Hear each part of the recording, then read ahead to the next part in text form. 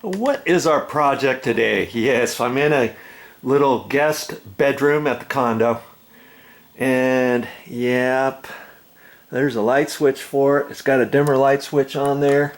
And I took the light fixture down before I painted the ceiling. It's always a good idea to do that.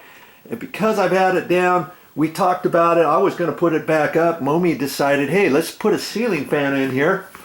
And that'll help us in the summer and also help us in the winter by having a ceiling fan. Did you know ceiling fans will help you in the winter too? Yeah, they will. And I've got a ceiling fan right here for it. And I'm not going to install it on this particular video. I'm just talking about upcoming projects. I'm going to put this ceiling fan in there. And once I put that ceiling fan in, of course, I'm going to have to do away with this dimmer switch. This dimmer switch had controlled initially the light fixture up there. And did you know nowadays they frown upon using dimmers switches for ceiling fans, especially dimmer switches that are designed for light fixtures. So I've got to figure out what to do with that, and I don't even have to go to the store to replace that because I've got another idea to do. Since I have to take that out, I might as well find an area where maybe I've got another light switch, just a single pole standard light switch like that I can use there, and I can put that dimmer in another area that I'm not even gonna use. Yeah, you'll have to keep watching and I'll show you how that works. And see, in this area here that comes up from the stairs, we've got some light fixtures that I'm gonna have to install. There's a light fixture. If you see right there, there's one there that I took down. See? I'm gonna have to put one up there.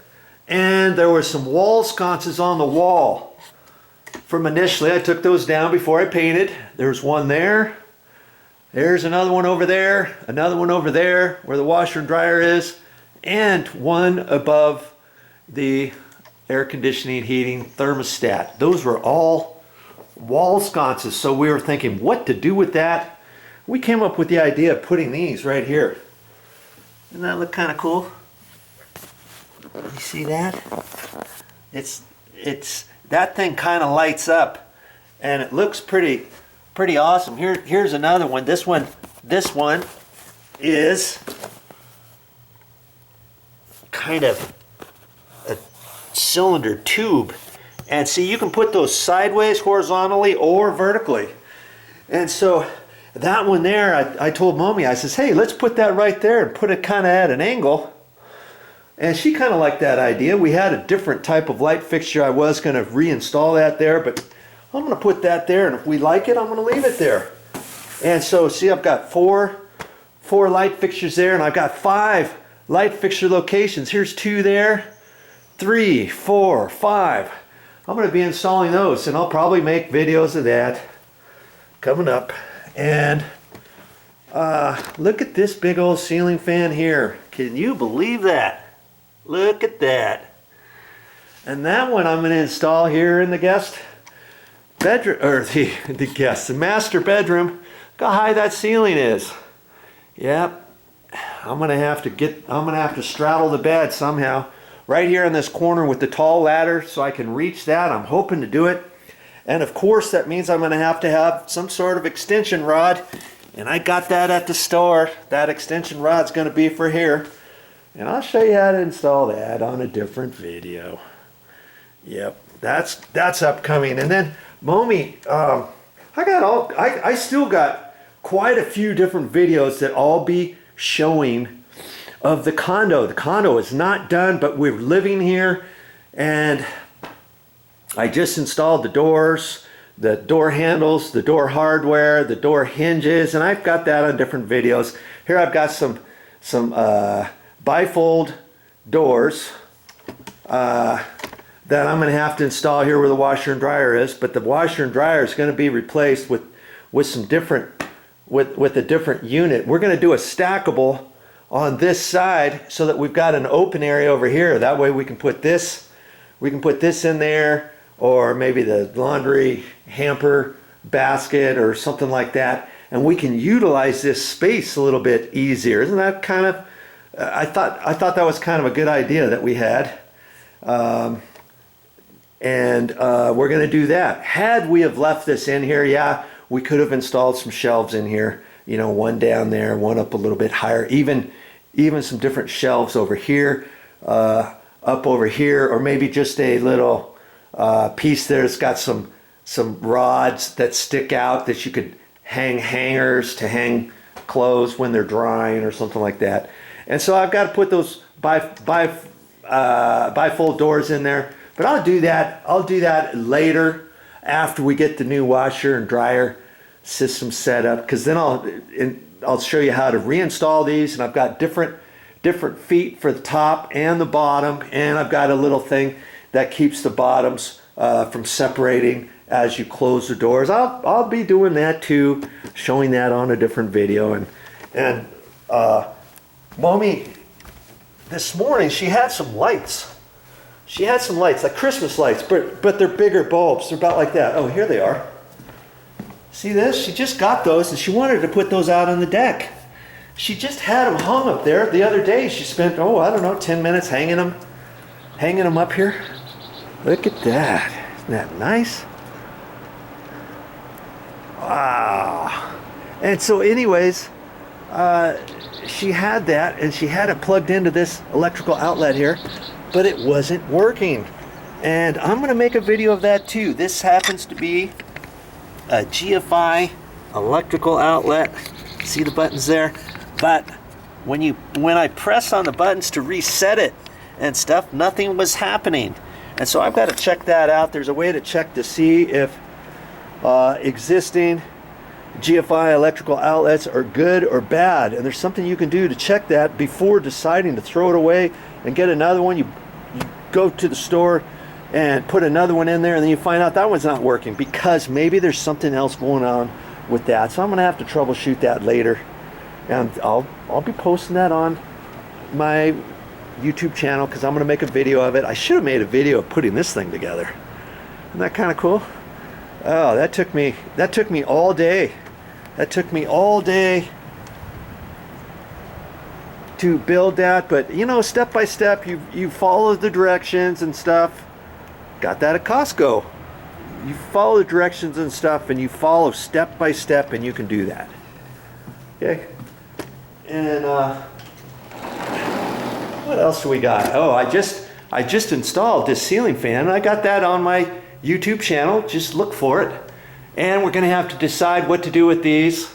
There's two lights up here that used to be on light tracks, track lighting, and we haven't quite decided what to do there yet. We might decide not to put the track light up there again, and maybe put one of those pendant lights there and hang that, and maybe do the same thing over there. Usually you put pendant lights above like a counter, like where a bar area is, straight up above that. This one just happened to have can eyeball lights, I call them, and you can retrofit those if you want to put pendants on there or different types of light fixtures.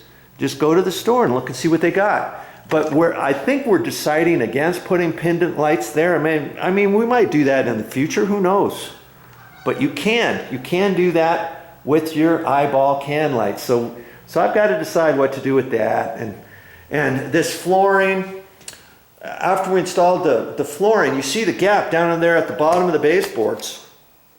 See there? This is called a free-floating vinyl floor. You're not supposed to attach anything to this floor. So the existing baseboard was there. The free-floating floor, they cut that, and I got to put some quarter round trim all the way along, everywhere down here, downstairs, where this baseboard is.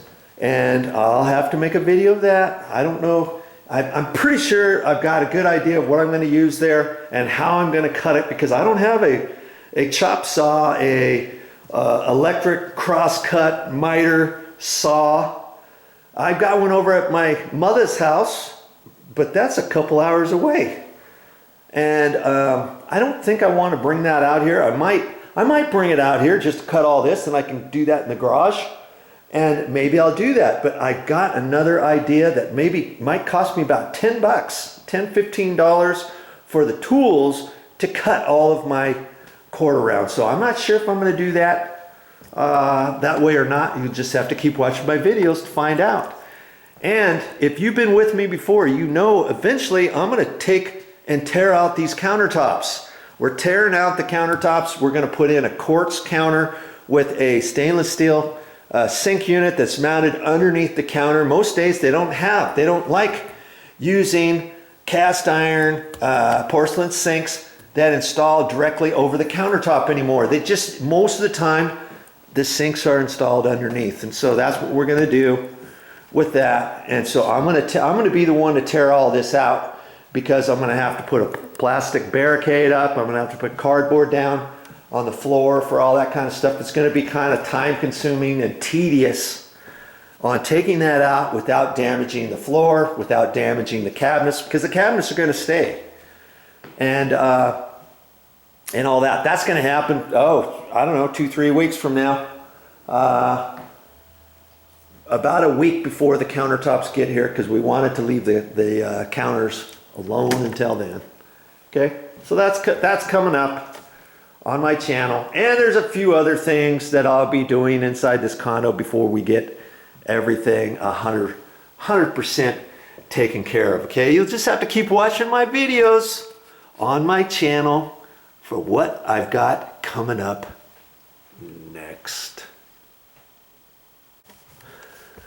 Oh brother, what is my video going to be about today? I got some light fixtures here. Am I going to be installing these light fixtures today? I might, but that's not going to be included on this particular video series. I am going to install this ceiling fan. And this ceiling fan is going to be installed in this bedroom here. We call this the guest bedroom. And there used to be a light fixture here before. And it had an existing light switch location over here, and so we've got to talk about that, because there's certain things I'm gonna have to do over there too. Well, if you want to watch that, stick around. Now the first thing, you see where that ceiling fan location is above the bed.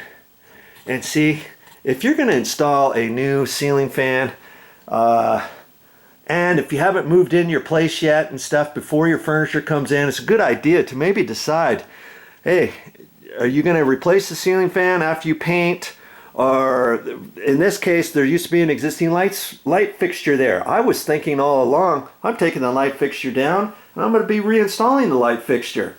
I never thought that after I got done painting and after the furniture got in, that Mommy wanted a ceiling fan in here. But it kind of makes sense, because then during the summer, if she wants, and if this room is just a hair too hot, instead of turning the air conditioner up higher, we turn the ceiling fan on. And it's going to have a light connected to it, and it's going to be handheld remote control. And in the winter, even in the winter, this ceiling fan is going to work in this room. This room has a heating register. It happens to be on the floor down over here. See it? There it is. And that's the only heat register in this room. And we were trying to figure out where to put the desk unit. And it only made sense to put the desk unit right there for Mommy, for her computer and her copier and the TV. The TV eventually we're probably going to hang on this wall. Okay, but we thought, you know, she was like complaining in this room that the heat, that it wasn't very hot in here in the winter, and she was complaining of always being cold. Well, one of the reasons was because I didn't have this door installed just yet. After I installed the door, I says, hey, now all you have to do is close the door, keep most of the heat in this room, because the heat comes out of this room, then it comes out into this area here, and it gets caught up in here, and it goes up kind of this way and stuff, and it's like there's a constant suction in here. So when the heat comes up from that register, it just flows. That heat just flows out of this room. It comes around here, it goes on down the stairs, or it gets caught up in here. And then here's your heating air return register, and the heat, when that thermostat is on, the heat comes over there and it takes a direct beeline right up through there. And so no wonder this room is always cold. So I says, keep the door closed first off, and in the winter you can take your ceiling fan. You know how all ceiling fans nowadays has a reverse. And you're like, I wonder what that was for. You probably don't even use it. You probably don't even know why you would want to use it. Well, in the summer, you have it going one direction, and that's when the air is blowing straight down, and you can feel it. And then when you turn the ceiling fan the opposite direction, it sucks the air straight up. If you stand underneath your ceiling fan and the ceiling fan's going the opposite direction, you won't even feel it on you. And you'll be like, what's the point of that? Well, the point of that is in the winter, it takes your hot air in this room that gets caught up high, it sucks it up to the ceiling, and then it hits the ceiling, and it's got nowhere to go except to the left, to the right, over this way, back behind you, and it hits your wall, and it bounces down, and it comes down, and then it gets pushed down, and then it comes in closer to the ceiling fan, and then it sucks it back up against the ceiling, blows it back down. And that's how you do it in the winter. So in the winter, if you want your room a little bit warmer, try turning your ceiling fan the opposite direction and see what happens. Some rooms are set up better than others, so you know, it's a hit and miss. So try that out. And I told Momi, I says, hey, you can do that in the winter too. Well, we couldn't do that if we just put a light fixture back up in there, right? So we're going to have some different options on utilizing this room a little bit better, heat-wise, air-wise, light, not necessarily light-wise, but you know, we're going to have the light there, but yeah, she can turn the light on wherever she is in the room. If she's laying down, she wants the light on, or if she wants it off, she doesn't have to come over here and turn it off, as long as she's got the handheld remote. Most ceiling fans nowadays come with a remote, okay? But you got to look on the box and make sure. Now see this one here? Fan control. So you know the fan has a handheld remote. This one's got a light kit. It also has a light cap. In case you don't want the light, there's a cap there. See? Fan direction, seasonal reverse switch, on fan. Indoor use only. Fan speed, 3 controls. And on most ceiling fans, if you want to see, you got to look on there if you want to know how tall it is. Maybe you want to know how tall it is from the top of the ceiling fan location where the ceiling, up next to the ceiling, and down to your ceiling fan blades. What's the height of that? Is it going to be okay in your room? Now we got 8-foot ceilings in here, and you look over here, and the ceiling to blade is 12.52 inches, so that's 12.5 inches. 12.5 would be 12.5 inches. We know from the top to the ceiling fan blade is 12.5 inches, and that ceiling is 8 feet tall. So we're down at 7 feet, and they tell you recommended height for ceiling fans is between 7 and 9 feet. You don't want to necessarily go down less than 7 feet, because then if you're raising your arms, if you're a taller person, you could hit your ceiling fan blades and all that kind of stuff. And where it is, it's above the bed, so it's still a little suspect in here, but you know, it's going to be okay. It's going to be okay. I'm pretty sure we're going to be fine with it. You can get a different type of ceiling fan that is a hugger fan, where it doesn't have the extension rod, and maybe it fits up slightly tighter to the ceiling, but it's not going to fit up that much tighter to the ceiling than 12 inches, okay? And it tells you all the different things. If you have a sloping ceiling, how far you should be for your down rods and stuff, and it gives you all that information on the box. The other thing you want to look at is how wide in diameter is the ceiling fan. See this one? It says 48-inch ceiling fan, okay? And you can get ceiling fans, it just depends what manufacturer there are and what they have at the store. I didn't want something with 52 or 56, 58-inch wide blades, because this is in a smaller bedroom. I said, let's get a smaller one. So I'm looking. Mommy had no idea at the store that they did that. She goes, "Oh, thanks for kind of checking that out." Because in a bigger room, you want the blades to be wider in diameter. Like downstairs, where I just installed a ceiling fan, I wouldn't have wanted one down here that was only 48 inch in diameter. This one, even though it's 3 blades, it almost kind of looks like a propeller, doesn't it, for airplane. Even though it's got 3 blades, it's 52 inches in diameter. You can get these up to 58 inches, and you look on there, I looked on the box when I installed this, and it was good enough for 400 square feet. And that would be a room like this, that's 20 by 20, would be 400 square feet. Well, this is not 20 by 20, it's probably 20 by, oh, I don't know, 14 or so, 15. And so this is way smaller than 400 square feet, plus the additional air can go down the hallway, go up the stairs, whatever. And so I knew that would be fine here. I didn't want to go with something any smaller than that, okay? But they had, like I say, they had 58. If they had one exactly like that, that was 56 inches or 58 inches, I would have done that. But they didn't at the store. And Mommy kind of liked that design. And see, that one's kind of a hugger one. But if I were to measure from the ceiling on down, that's almost a foot there. Even that without the extension. The other one just happens to have the extension with the blades and all that kind of stuff. And you see it rather than having that neck up there, okay? So 7 to 9 feet you want height-wise when you're installing that ceiling fan. So you can check out all that kind of stuff on the box, okay? And did you know that they have, like I say, this one's 48 inches. They have one, I know they have them 42 inches, and I know they even have them smaller. I've seen them as small. Well, I've seen one that's 36 inches, and I think they might even have one smaller than that. And you might think, what on earth would you use a small ceiling fan like that for? Well, if you have a bathroom like this one, about this size, and if you have a light fixture that's up in the ceiling, let's say, maybe you want to take the light fixture out, you want to put a small little teeny ceiling fan up there, okay? You can do that. Just don't get one with big old huge whopping blades, okay? Get a 36 inch or a 32 inch if they have them. They might even have them down to 30 inches. You just have to look and see, okay?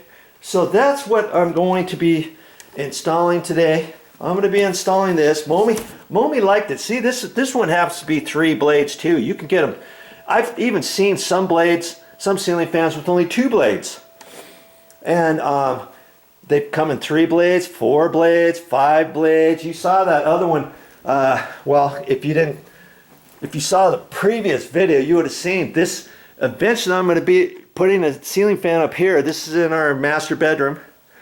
And check this out. I would never have guessed to put a ceiling fan in this big in here, but Mommy liked it. She liked it. And you see there? Look at that. It's got 9 blades. Are you kidding? Look how big that is. And look at that, 72-inch ceiling fan. I'm going to be installing that. That's with 9 blades. So, hey, they got them. They've got them. So, and this room can probably accommodate it. And she likes kind of modern things and stuff. We can just leave this on low and probably have plenty of air moving around here or so. And so that's coming up too. I'm going to be showing that on a different video series. Of course, that's going to take me a while to do. I won't be able to do it in one video clip. And even putting up these small ones, there's no way I'm going to be able to do something like that in 10 minutes. I try to make my videos at least 10 minutes long or a little bit longer. And, you know, can I install this whole thing in 10 minutes? No. If you look at this video, this is the beginning of it. We're probably into it already 6-7 minutes. And so I'm just trying to explain everything on it. And even though this was a light fixture before, this is a really super heavy duty plastic box, but it's the same kind of heavy duty plastic box. See that cavity up in there? It tells me it's a heavy duty one. And they had the same look plastic box downstairs where they had a ceiling fan before. And this condo is about 15 years old, and I know it was inspected before, and that ceiling fan was there. See where this ceiling fan is up here? Look at this. Same plastic box. And there was a big old heavy ceiling fan up there, so I feel way comfortable knowing that that box is probably going to hold no matter what I put up there. Even that 72-inch Slinger ceiling fan from Fanimation, that plastic box up there has already been situated in such a fashion to where it's going to hold that ceiling fan weight. If you have just a light fixture, and if it's on a standard plastic box, and if you have an attic, you might want to go up in the attic and see how it's situated and see if you can't take that out and put an actual proper metal ceiling fan rated metal box up there. Did you know most metal boxes are not rated for a ceiling fan even? Yeah.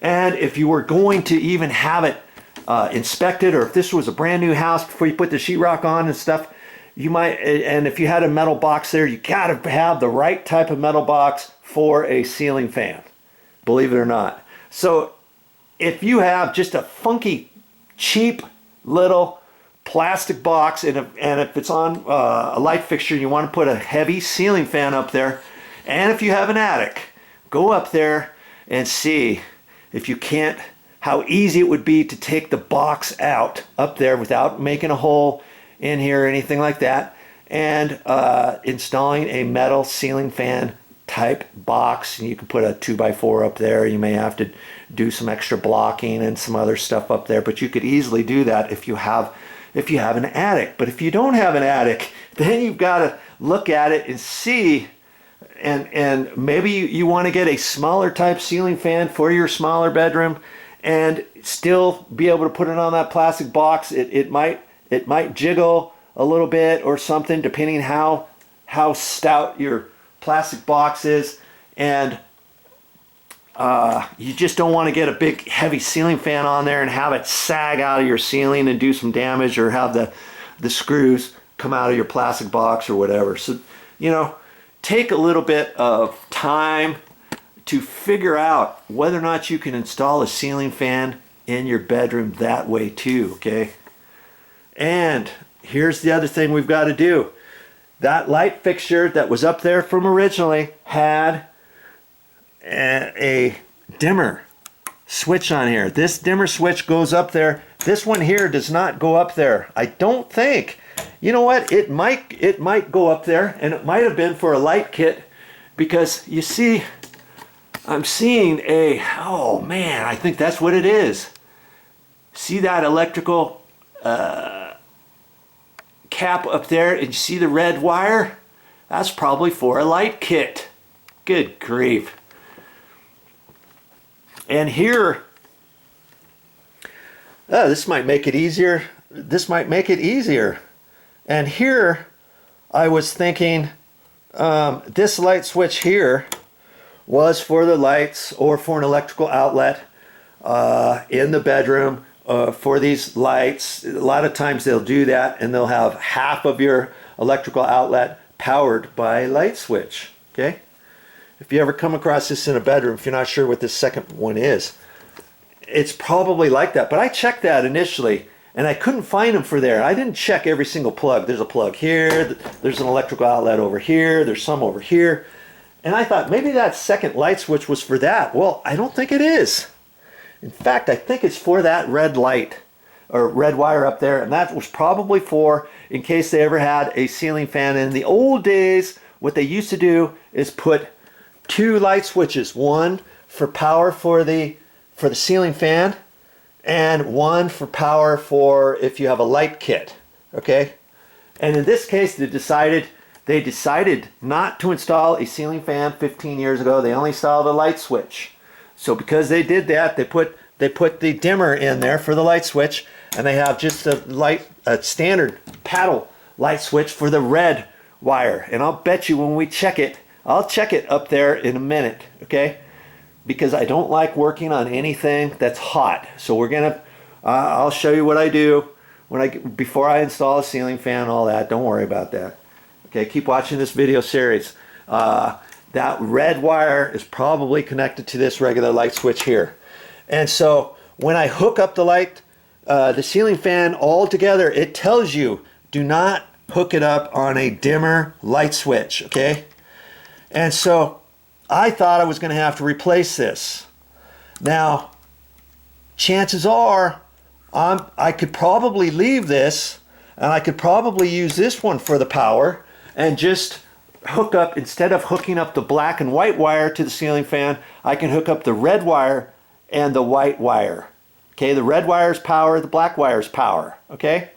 And the white wire is in a junction box, there's probably another wire nut up in there that is connected. I'll have to look at that. Maybe it's not, but maybe there's only a white wire, because it could have been a 12-3 wire with a red, white, black, and a ground wire in it. That's probably what's up there in that box, okay?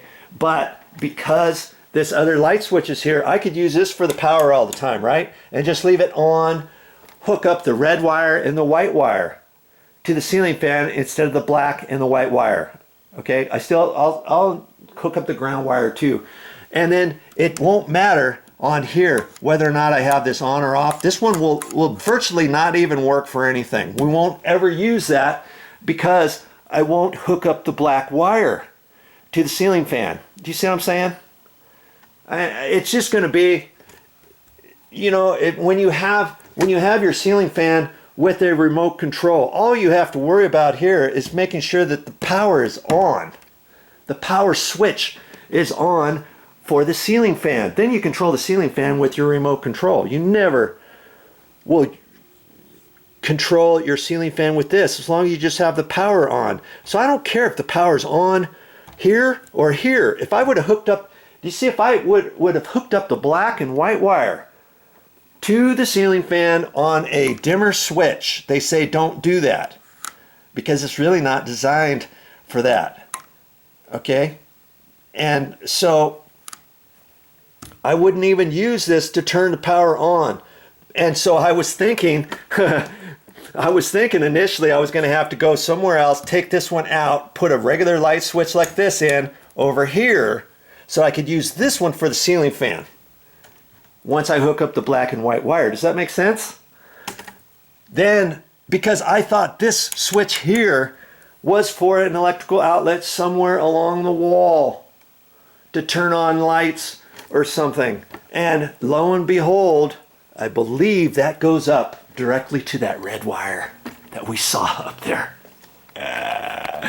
So that's why I could just leave it like that. I don't even have to take this switch out, put this switch over here, put the dimmer switch over there. So when you walk in, usually I'll have the power to whatever is needed the very first, and then the second, well, we're not going to use that for the power now. We're going to use that for the power, right? But because we've got a remote control for the ceiling fan, I'm going to just leave that right over there. See, in the old days, they didn't have certain controls for ceiling fans like the remote control.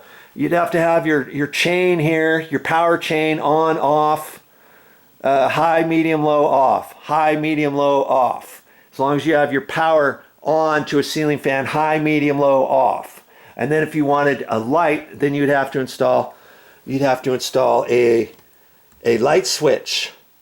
Okay? If this was in the old days, or if you have an old ceiling fan, let's say you have an old ceiling fan. Let's talk about that. Maybe you'll get this and understand a little bit better.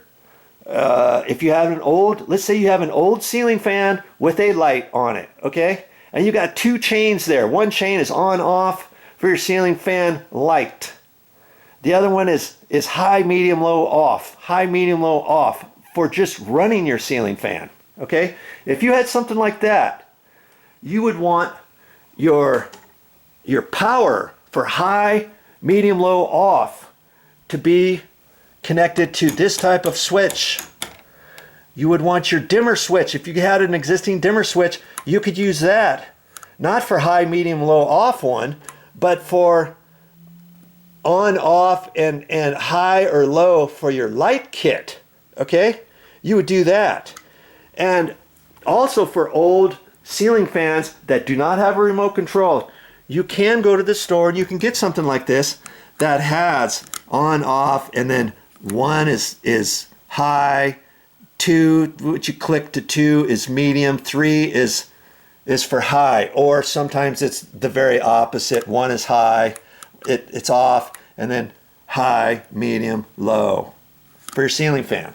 And then you could use the dimmer that they have at the store for that, okay? But you don't have to do any of that kind of stuff when you have the remote control that comes with your ceiling fan. All you have to do is don't worry about all this. You could just have a power switch to turn the power on. You know, if I didn't want any light switches here for up there, I could rewire this box in such a fashion, put a blank plate there, and have power always up to the ceiling fan if I wanted, right? Because it's controlled with your little remote control. But I'm not going to do that. I'm still, this one's still going to work.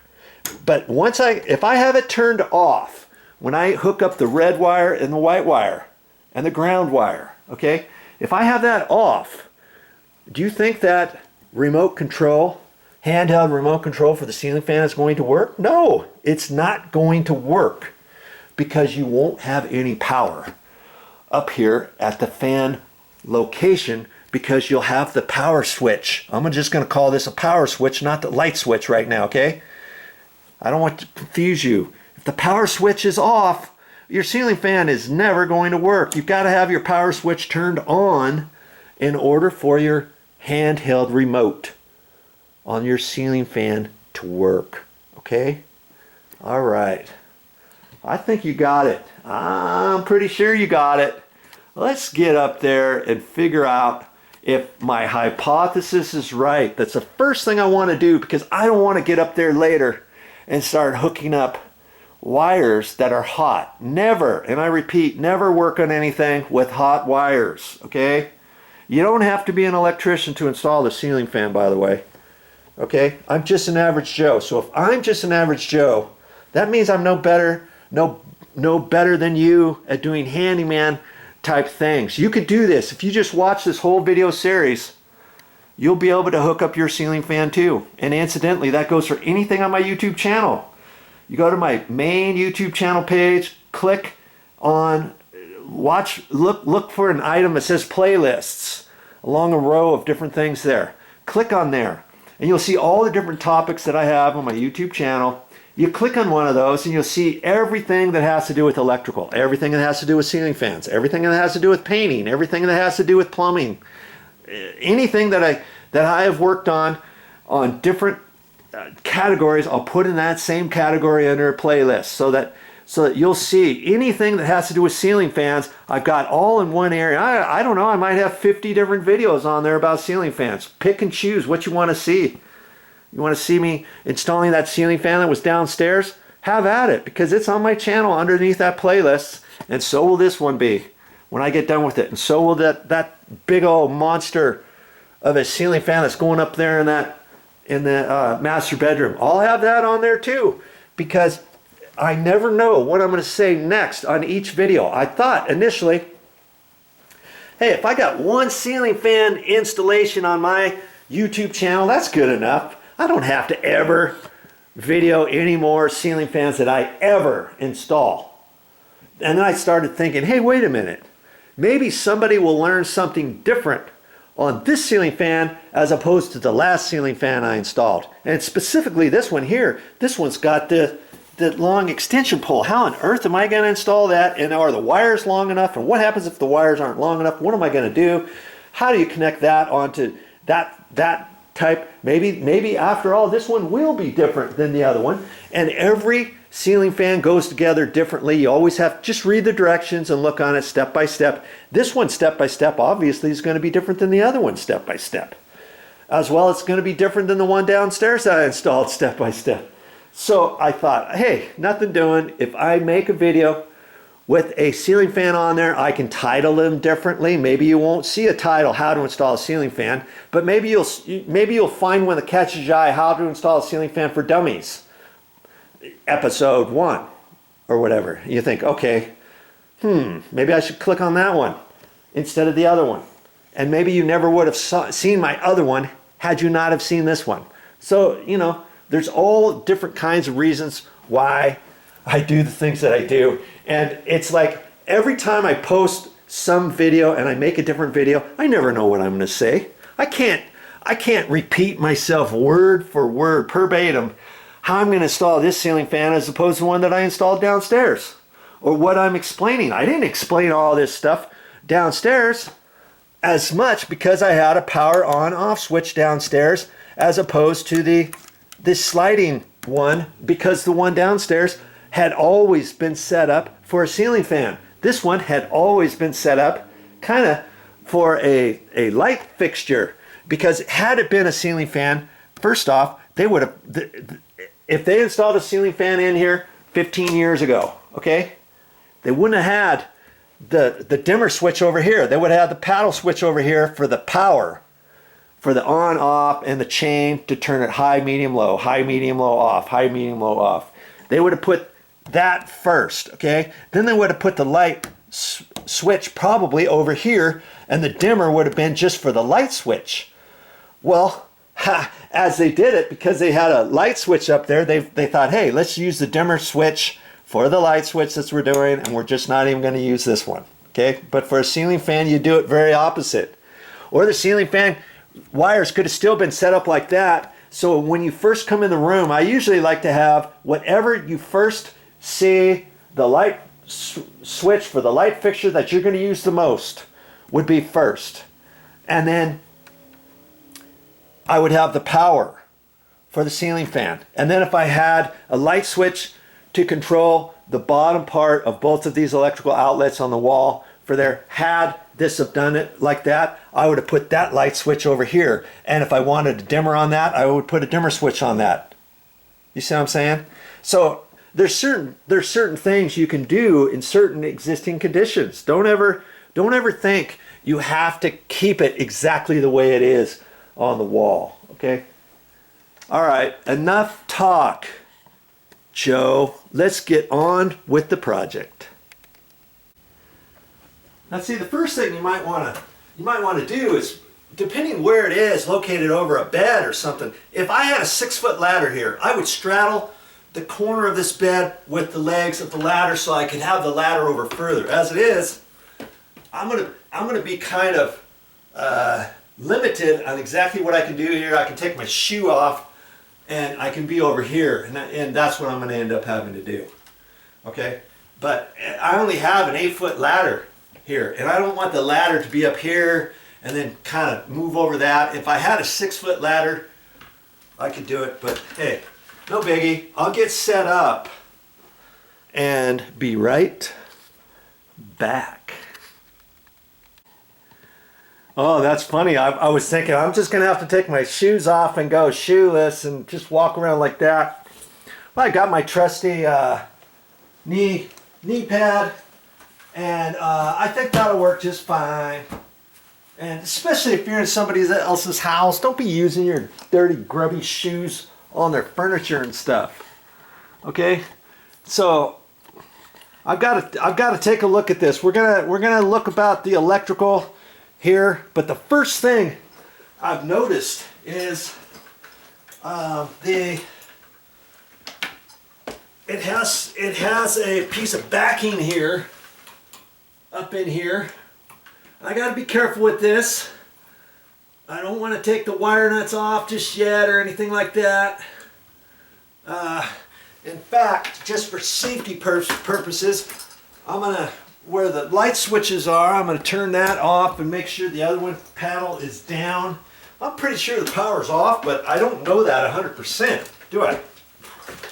But there's a brass piece up here that was designed for the light fixture, I believe, and I'm not going to be using I'm not going to be using that. And it's got the ground wire is on there. So I'm gonna just take that off to get it out of here. And I don't think I'll be using it. In fact, I can save it for that light fixture in case I want to reuse that light fixture somewhere else. And if I don't, you know what? I could put it on Facebook Marketplace. I'll bet you I could sell it. But as for the ground screw, I'm saving that. That's not going with it. Maybe this backing piece will. And if you've never tried Facebook Marketplace to sell things, you should try it. I used to have an account years ago with, oh, what was it? Oh, I can't even remember the name.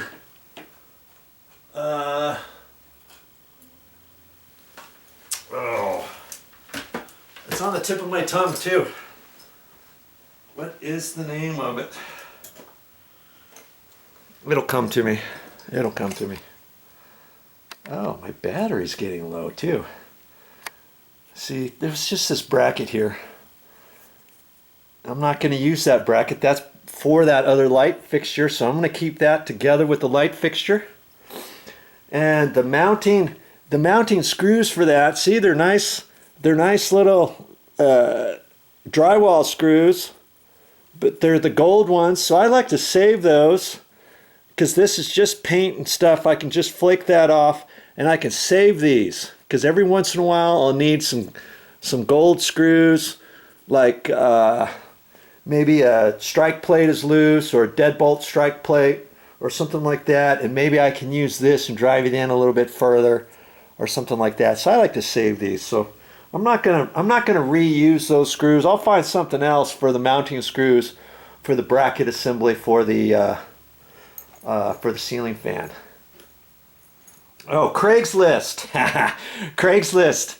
I used to have an account for Craigslist years ago and stuff, but I don't think it's active anymore. And I got good results with Craigslist, but Facebook Marketplace, I've got good results with that too. Try it next time you want to sell something.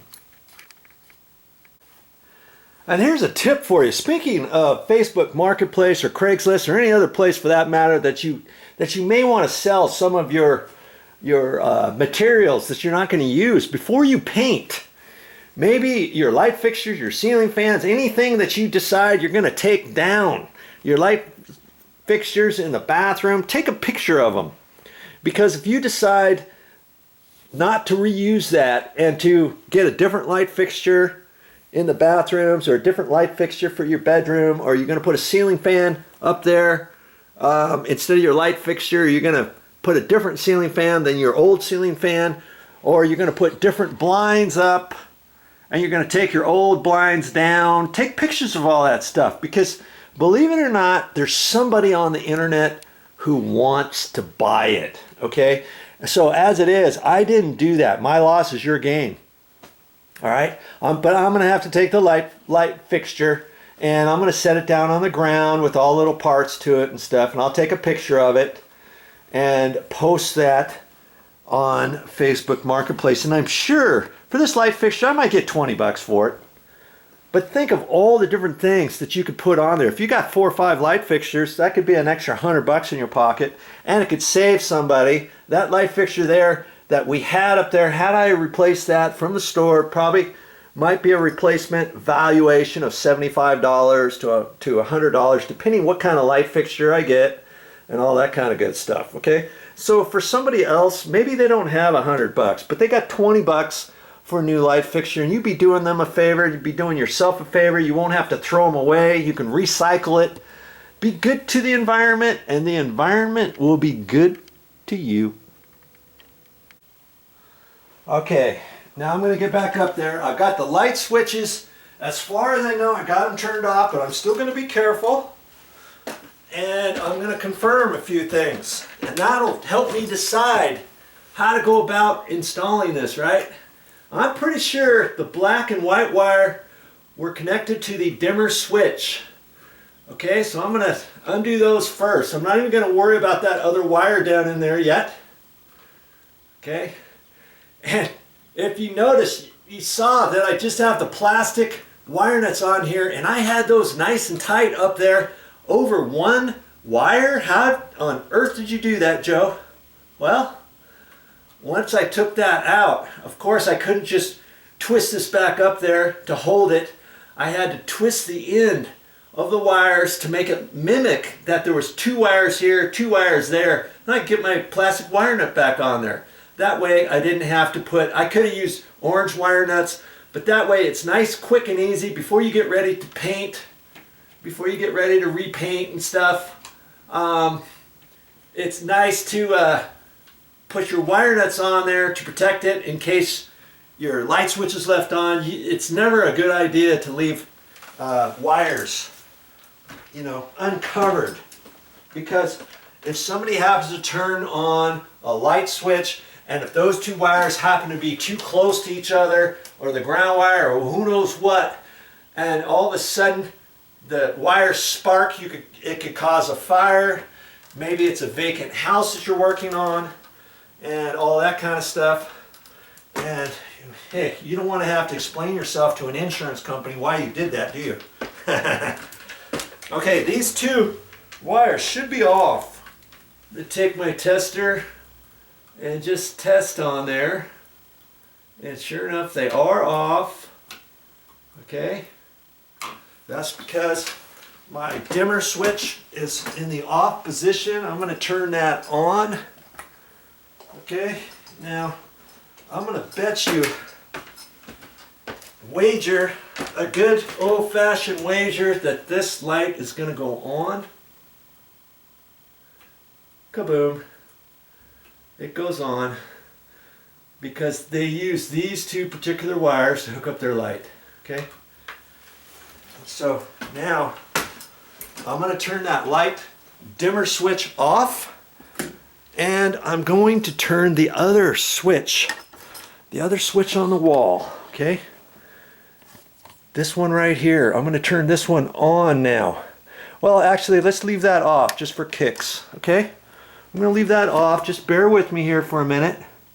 I know those wires, those other wires are off right now. There's no power to those wires. I'm not going to get shocked or anything, am I? No, I'm not going to. And I'm going to take that,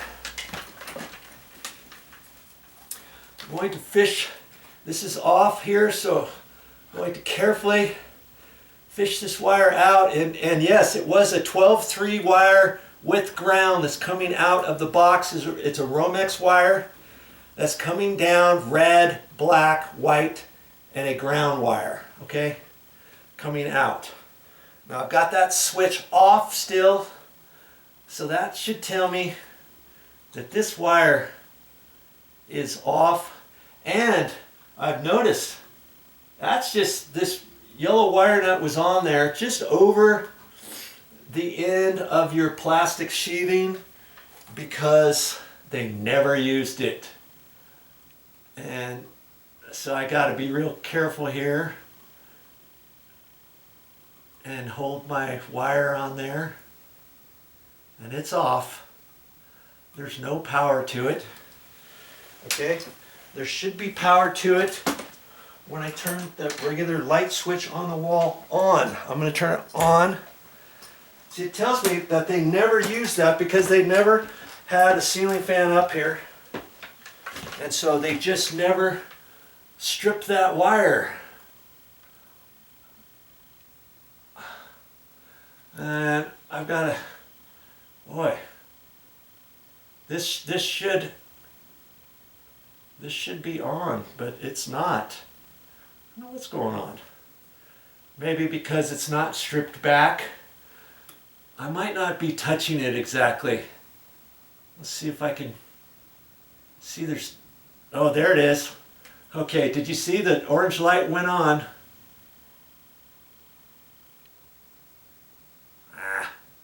I'm having a hard time because that wire is not stripped. So I'm not going to strip it with the power on. I'm going to turn that light switch off, and I'm pretty sure I'm 99.99999% sure that that wire is off and that I can strip it. And did you know, if the power was on still to that red wire, I could probably strip this anyways, as long as I don't touch anything else. And I should be able to strip it without anything happening. Okay? And let's see. It should be off right now, because I turned that light switch on the wall off, because I'm making the assumption it's off, and that red wire is in fact hooked up to that light switch, and I'll know that in a minute, won't I? Okay, now I'm going to turn that light switch on, click, right there, and it should be on, okay?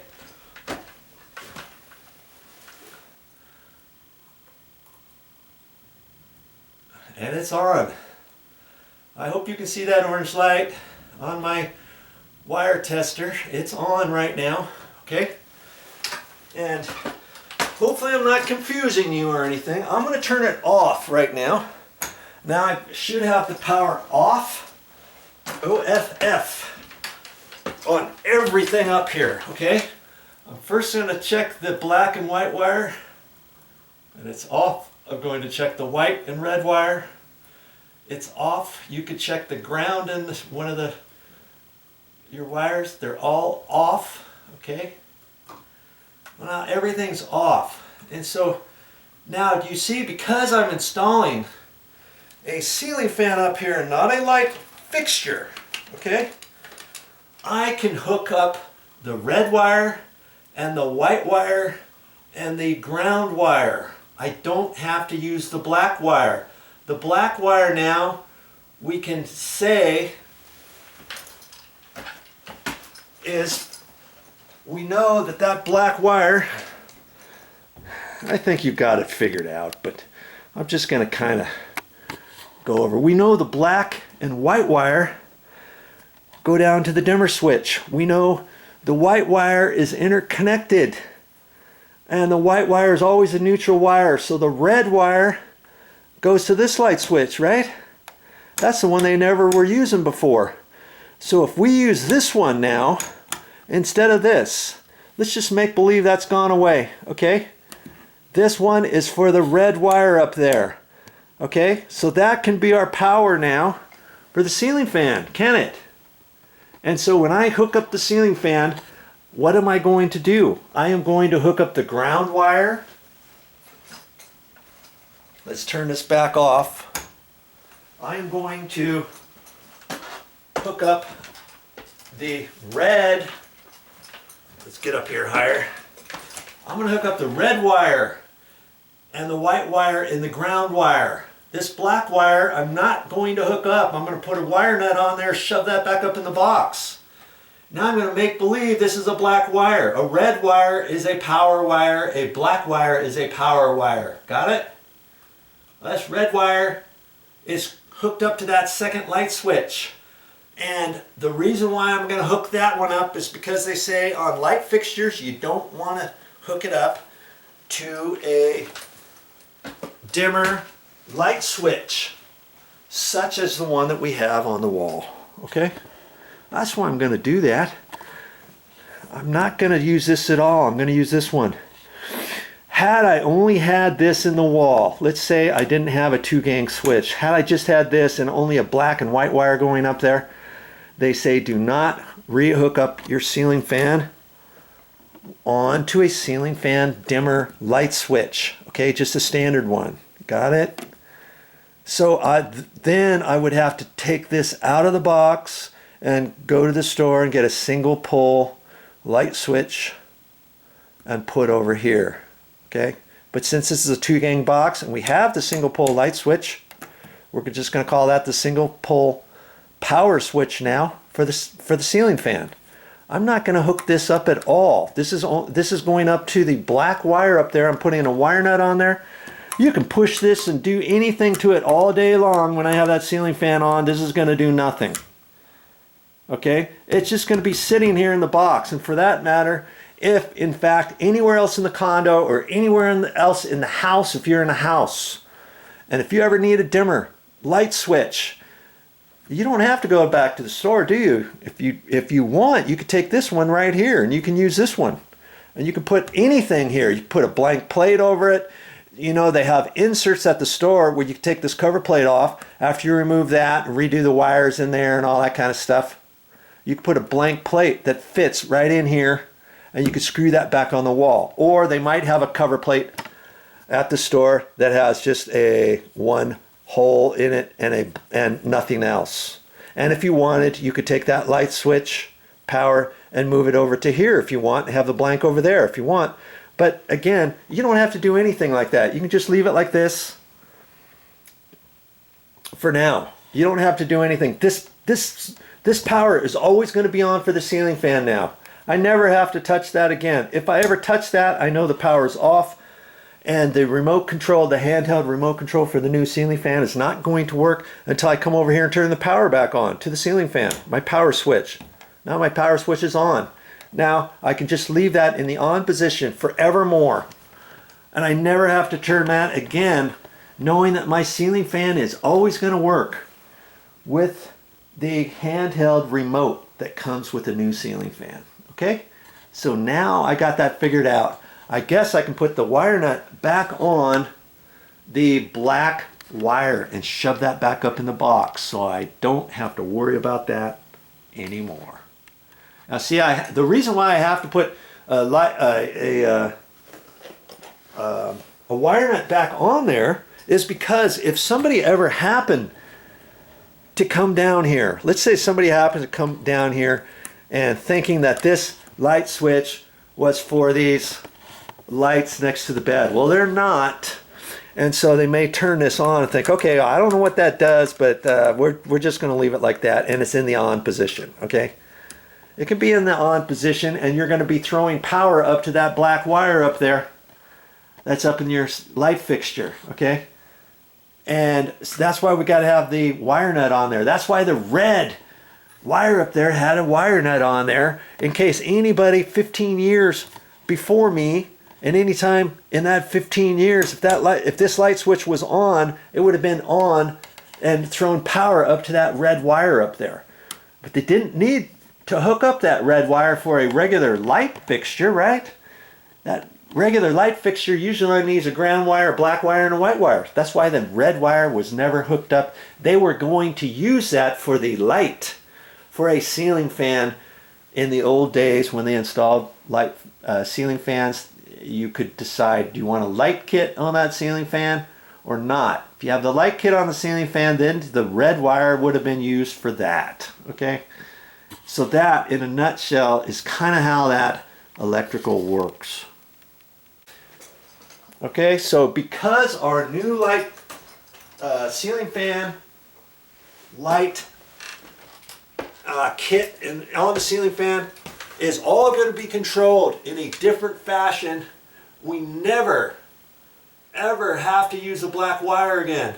I'm still careful with these wires, even though I know that power is off, because I've got the light switch off. All of these are off, okay? But I still get leery every once in a while in case I forget to turn off the light switch or something. Okay? And on my wires up here, I can use the yellow wire nut because I twizzled the end of that black and white wire initially. Look up here.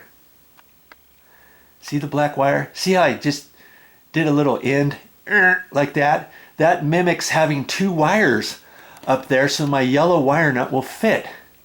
See, I did the same thing to that white wire. It's kind of hard to see because I've got the white wire twisted sideways. And I never did anything for that red wire initially.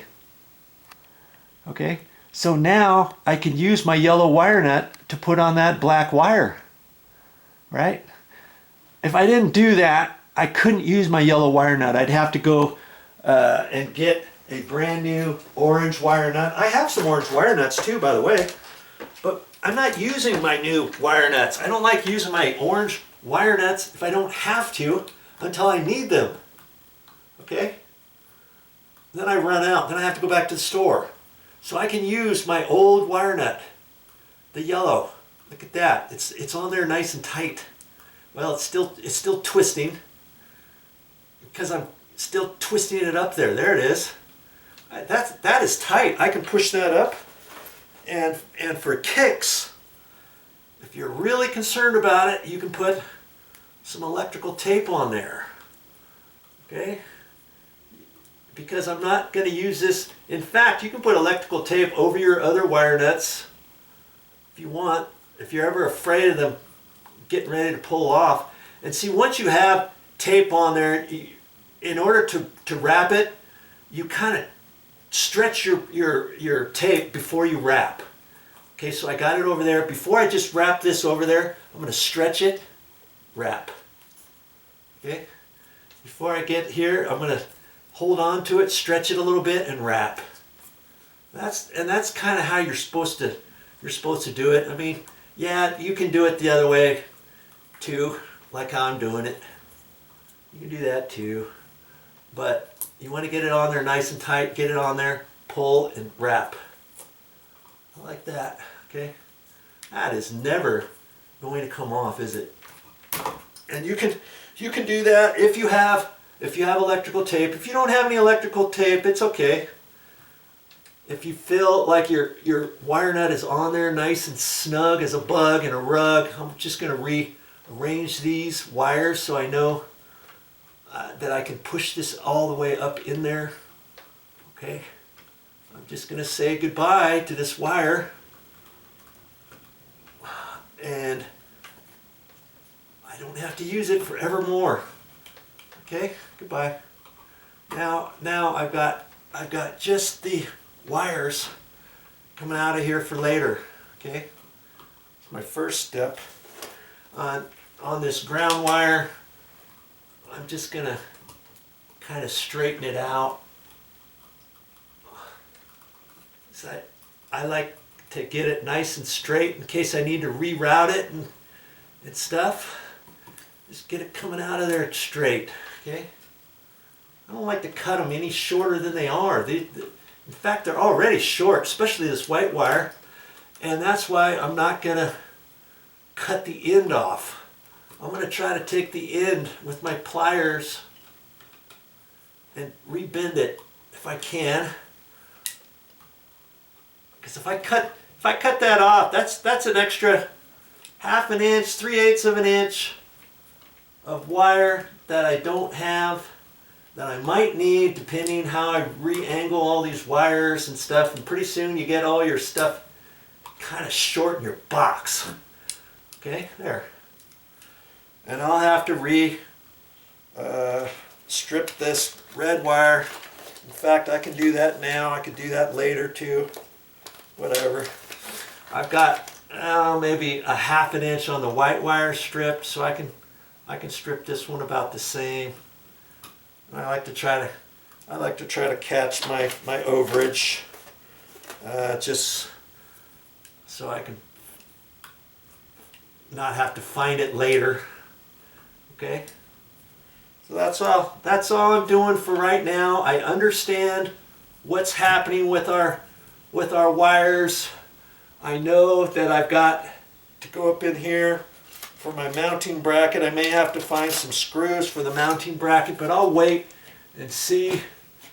And the sheetrock is kind of pooched up right in here, and it wouldn't have mattered had I put a light fixture up there, but it's going to matter for my ceiling fan housing that goes up in here. Okay, want that all nice and flat. And I may have to shine my my phone up in here. I want to see. Okay, that's on the very end. That's on the very end there, and it's close up here for the mounting screws. And so I'm just going to take a felt tip pin, just so I can remember, because I'm going to end up measuring that from there to there. and see how far that is. And I might be able to use the same holes and stuff. I may have to put bigger screws up there because this is a plastic box, but it's a heavy duty plastic box. Okay, and there's wood. Oh, I see what they did there, said the blind man. There's a piece of wood that goes across here, right above that. This is a small, thin pancake box. Good grief. And there's wood up in there, and this goes up into wood backing. And the 2x4 stops right here, and it goes this way. And then there's this plastic insert that kind of fits up higher. I've seen boxes like that at the store. And that's just what they decided to do up here. So I know any kind of mounting screw that I've got is going to go up into wood, not into plastic. And that's how they did the ones downstairs too. I was wondering why those screws were hard going up downstairs, and I wasn't quite sure of that. And if you watched that last video of where I installed, that last video series where I installed that ceiling fan downstairs, you would have seen that I had to pre-drill out those holes a little bit bigger for the long mounting screws that I had. I didn't need those big old whopping screws now. Now that I see how they did this one, I know that's how they did the one downstairs. Okay, so on my mounting screws, as long as I got some decent drywall screws, I could probably use 1 5/8" up there. I don't think I want to use 1 1/2", but or my 1 1/4". I'll probably use 1 5/8", or I'll find something that I'll feel really comfortable knowing that the ceiling fan's not going to fall down, and it shouldn't anyways, depending, no matter what I put up there, because this is it's not a very big ceiling fan. I know it's not really going to be that heavy. I don't even know if it says. There might even be an area where it says how heavy it is, but it's probably less than 10 pounds total. So I'm going to be fine with it, okay? Okay, so my next thing is I'm going to have to open up this box, and I'll separate the parts, read the directions, and all that kind of stuff. This is what I do on all ceiling fans. I don't just He-Man it up there and think, oh, I don't have to read the directions. I've already installed 50 of these in my life. Well, like I say, every one is slightly different. So if you don't do it step by step, you may get 3/4 of it installed and find out, oh, okay, I should have read the directions, because now I have to pull it all apart, spend another half hour on taking things apart, putting them back together, because I didn't do it in the right sequence, okay? So read those directions and follow it step by step, and you'll be able to do it nice and easy. Now, speaking of the mounting screws, remember that light was installed with these mounting screws right here. Okay, I might be able to reuse the same. I mean, I'm not going to use these same mounting screws. I'm going to save these, like I said, because these are the gold ones, and I don't generally buy these at the store. I usually get the black ones. And see, when I measure this, it's almost 1 1/2". It could be considered an 1 5/8", and the tip just is slightly off or something, but that's probably an 1 5/8". And so I know I want to at least use 1 5/8". I might even I've got 1 1/4", 1 5/8", 2 inch, 2 1/2", 3 inch of the black drywall screws, the coarse threads. Okay, you don't want to use the fine threads in there because it's not going to hold as easily. Okay, and so I'll look and make a determination. I might use the 2 inch drywall screws, but I'll do a dry run and see what to use on there. But the most important thing is make sure you've got your housing bits mounted up there properly and secure. Lots of times they don't give you the mounting screws on here. I don't know why that is, but it's probably because different light fixtures have different mounting brackets and assemblies, and usually, at least the ones I've ever seen, tell you to use the mounting screws that came with whatever light fixture box you already have up there, or you know, use your own, okay? So make sure you get something to secure that box. Now at first glance, whenever you open a ceiling fan box, look for the directions, open up all your stuff, set it out so you understand how it goes together, and don't think you can't do it yourself. Even if you've never done anything electrical before in your entire life, you should be able to do it. Okay, now you see, here's that housing. Here's the housing bit that gets installed up there with 2 mounting screws. That's the only 2 mounting screws that hold up this whole ceiling fan. See this little round goodie here? That's where the knuckle is going to fit. And I call this thing here, oh, I thought the plastic bag was open. I call this the knuckle. This bit right here. This fits on top of the ceiling fan in a certain sequence so that your housing canopies fit up there. See how this is up on the ceiling, and then I'm going to put this to the ceiling fan, lift the whole ceiling fan up there, set it here, clunk, and then this, you notice there's little notches here. See the lines? There's one line here. Here's another one. Here's another one. It's like, look at that. There's 4 of them. 1, 2, 3, 4. And see, this has a little groove, a little tit on it. See there? When you put that up there, you have to twist this until it falls into one of those grooves. See, and I know it fell into a groove back here. Let's get this ground wire out of the way. See that the little groove? Let's get this out of here. See that groove right there? Well, that's got to match up with one of these grooves. Okay, one of these grooves. It doesn't matter. It doesn't really matter which one it is.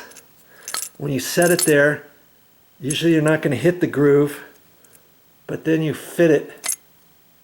And see, that's in a groove right there, right like that. See?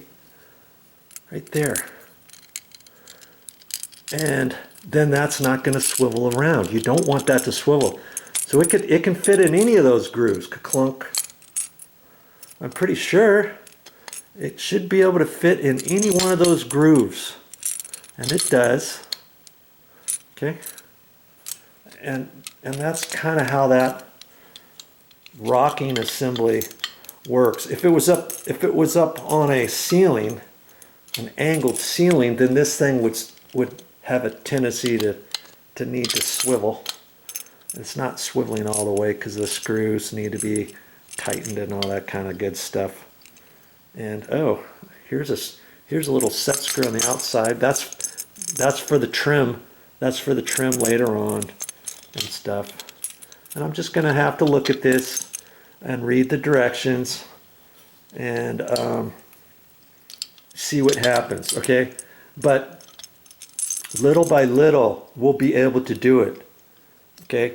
Don't get frustrated and saying, well, where do all these wires go and how do I do this and how does this connect onto the ceiling fan housing and what's this thing here with the cotter key on there and how come there's here, look, there's a ground wire here, there's a ground wire here, where do all these things go?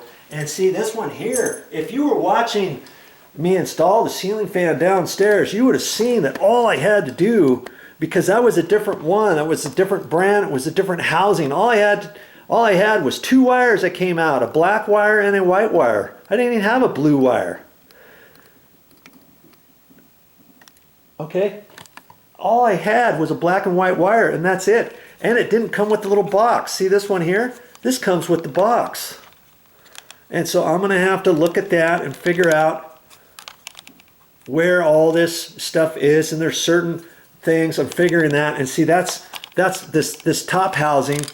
Once I hook it up electrically, it's kind of tricky. You got to slide that in up there, up inside that box, like that. Okay. And that fits, and then the housing is going to cover all that, and I got to wrap all the wires in such a fashion. you know, these are kind of tricky to install, but that's the way this brand is. And then there's little numbers on here with sequences to the remote control, and it should be set up to where when you turn this remote control on, no other ceiling fan in your house or somewhere close can turn on. I had that happen one time. I would turn on the light in a bedroom, and the one out in the main room would go on too, because the frequency was so close that it would turn on the other ceiling fan. So I had to change the combo and all that kind of stuff. Okay, so I'm still pulling this stuff apart, and I know this is pretty much my first step. Then I'm going to have to install that up into the box and fit it up in there. Okay, so I think using the 1 5/8" screws or 2" is going to be the ticket, and I'll check that out in a minute. You know what? I got some 2" drywall screws with the coarse threads. Okay, I think I'm just going to use those. And, you know, they fit up in there just fine. And some people might want to use something a little bit wider or pre-drill the holes a little bit bigger to allow a bigger screw up into there. But I know it's going into wood, and I'm going to have to kind of look at this and see, make a determination which way to hold this where the knuckle is. I'm not sure if I want the knuckle on this side. I mean, it really doesn't matter because I'm on the bed and I'm right-handed. I could just lift it up, put it in, and pull it down. At first I was thinking I would do it this way and have the knuckle over here. But either way, if I had the knuckle over here, I'd want to reposition the wires over on the other side. But these wires are pretty short, right? And so I think most of the wiring is going to be done kind of over on this side. And so I think I'm going to do it this way. And I don't have much room on either side of the box, just a little. And once I get this started, I can slide it over and kind of position it in such a way to where it's a little bit is going on both sides of the box. You'll see, you don't want to get this so far over that it's not over the top of your drywall and stuff. Okay, and it looks like, ooh, I think I can do it. Okay, this is on a slide, but it's on the shortest measurements of this slide, and that's fine. And that's why I used a little bit longer screw, because this side was going in at an angle, and it looks like it's only going to fit right there. And just make it snug. I don't have to kill myself putting it up. I just want to check it. Okay. I know that's tight. And it feels nice and solid. The main thing is you want to get that up tight. And if you ever have a ceiling fan that's wobbling, let's say you have an old ceiling fan that wobbles, or even one that's 5 or 6 years old, and it's wobbling, did you know that sometimes it could be because it has one of these type of housings to fit up to hold the knuckle, and maybe this whole mounting bracket is loose, the screws had backed out just ever so slightly, and this thing could be wobbling back and forth, and that could cause this thing to wobble. Now there's like, I mean, that could be one of your issues. It could be a lot of issues, but sometimes people don't check that housing to make sure the housing is tight up there, or the box, the ceiling fan actual box up in the ceiling. Maybe somehow it loosened up and you might you might see a screw in this particular one. There's a screw right up there that goes right into the wood, and it's tight. And if you ever had a question, you could drill. If you know where the joist is or whatever, and if it, depending on how it's mounted, this box, there's a 2x4 there. If I wanted to, I could drill a hole up into there and put another screw. But man, it feels solid. I don't think I'm gonna do anything to it. Plus the ceiling fan is only, this particular one is only 10, 15 pounds at the most. Okay? And so I know I don't really have to do much more for the electrical wires. I got those electrical wires out of the way. I've got my ground wire attached to this box. There's the end of it. I can just take that off. I may have to strip it more, and maybe not, but I'm going to twist the ends together because it's stranded wire. Okay, that's only sticking out, oh, about, not very much, less than 3/8 of an inch. And I'm not going to mess with that yet until I look at the wiring. I'm not really set up to install the wiring just yet, but I've got the wires out of the way because in the box you don't want these wires coming out over here, because then that would be in the way of your knuckle that fits in there and could clunk. Okay, so far so good, right? I've got that power off to that. I've got this mounted nice and secure up there. I could hang off of there if I could just grab this with my fingers and do a pull up on it. If I was that strong, it wouldn't come down. Got my ground wire on there. I'm all ready for the next step. I hope you're learning stuff. Keep watching and you'll learn more. Okay, before I go up to the next step, let's just talk about the mounting screws one more time. Had I have used the old mounting screws were 1 inch and 5/8, and they were plenty long enough for the mounting housing that I had for the light fixture, but this one for the ceiling fan was thicker too, and so that took up the additional difference. See how thick that metal is right there? Okay, and another reason why I wanted to use a little bit longer mounting screw. Okay, let's get on to the next step. Okay, I read the directions a little bit. This one's a little different than ones I've seen before. Lots of times this knuckle assembly doesn't have threads on it. Usually it's just round with just a hole in it. So see, this one's different. That's why you've got to always look at your directions and read them and stuff and see. Lots of times a motor assembly, this one just happens to fit fine down on the floor, so I've still got the plastic bag on there. Sometimes this might go down to a different housing where you set this on the floor and it's off sideways. So if you got the styrofoam around it, I'd take the whole styrofoam and leave it in the styrofoam container, let's say, so that it's standing upright, okay?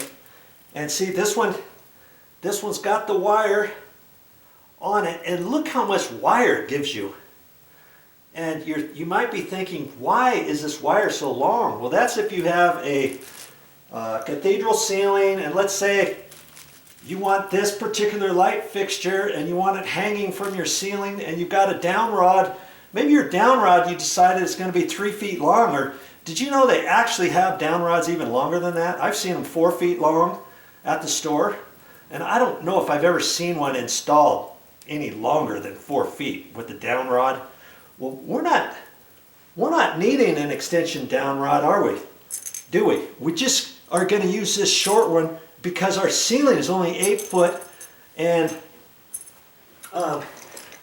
it's going to hang straight down. If this was at an angle, then you couldn't really install this short one. You'd have to get a longer extension, and they sell them at the store 12 inches, 18 inches, 2 feet, 3 feet, and 4 feet. Okay? And so then you would get the right one, and you would get the right color. And if you're at the store, don't assume that you know what color this is until you have them open the box, get this out of the box, take it to the ones that they have at the store that they sell, and match it up. It might still be kind of tricky for you to match it up even then, until you pull the plastic off and all that kind of stuff. Make sure you get the right down rod color, okay? Because if you get it slightly off, maybe you might not notice it, but maybe the other person that you live with is going to notice it, or the people who come in and your friends, and they say, hey, how come you didn't install the right color down rod? Now you got to explain yourself. You're going to remember what I'm telling you. You're gonna hear VideoJoe in the corner in your head. I told you so. Okay, so I'm not gonna really cut this off just yet. I mean, I could cut it off. I could cut it right now, but I'm not going to. Let's just make believe we are gonna install a long down rod. Okay, I'm gonna get these all lined up. And I know this pin is going to go down in there, okay? But I've got to look. I guess I got to look at my directions, because maybe the housing that fits over here has to be installed first. Sometimes they have the housing piece might be split, that you can snap it together on both sides or whatever. So yes, I will have to check that, because I'm not sure which is the housing piece. I'm pretty sure it's this piece right here, but I'm going to have to read, because I don't want to put this on and get it all connected and then figure out, oh shoot, I forgot the housing trim. How's that going to go up there? Then you got to pull this knuckle apart. You can loosen that up and take it off, but then this knuckle goes. No, I guess the knuckle, you can pull it out the top or the bottom. Okay, but I'm going to read. I'm going to read a little bit more. Okay, before I put that knuckle on. Get familiar with your project. Read those directions. Good grief, Charlie Brown. And they say you can do this one of two ways. You can take the knuckle off right now, put that down in there, and then put the housing trims on and all that kind of stuff. I kind of think maybe. See, I could just take that cotter pin out of that bottom deal and pull that out, see? And I'm thinking that I can put that in there, then this thing goes up in there. Like I say, all ceiling fans are not created equal, okay? Oh, and that goes in that way. Because see, all that's going to fit down in there. Good Lord, it's going to be really tricky to get all the wires hooked up and all that up inside that housing and all that good stuff. But I'm pretty sure the whole thing goes up first, and then this is going to set down just barely enough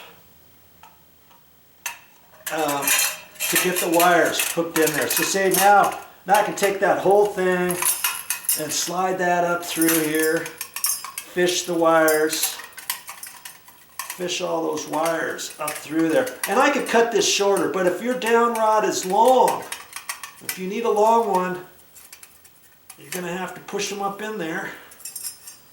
Okay, here they come.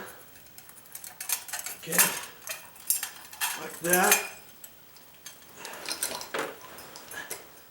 And see, this has, let's just set that right there for now. This has screws on the side, because remember there's threads in here. They say to back that out, because those are going to set on the threads. Okay? You got to get that out far enough so that we can screw this in. And then that pin goes through this after we screw that on. And I think maybe that's why they have this whole trim off first. I'm just going to see if we can't do it this way. I'm pretty sure we can.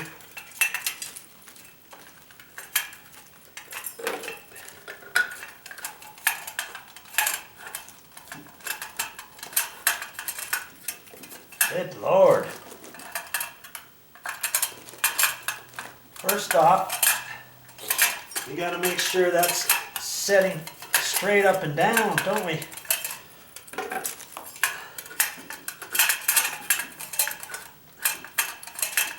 And see, there it goes. Now, that has to be screwed down just at the right amount, so that then I can slide that pin through there.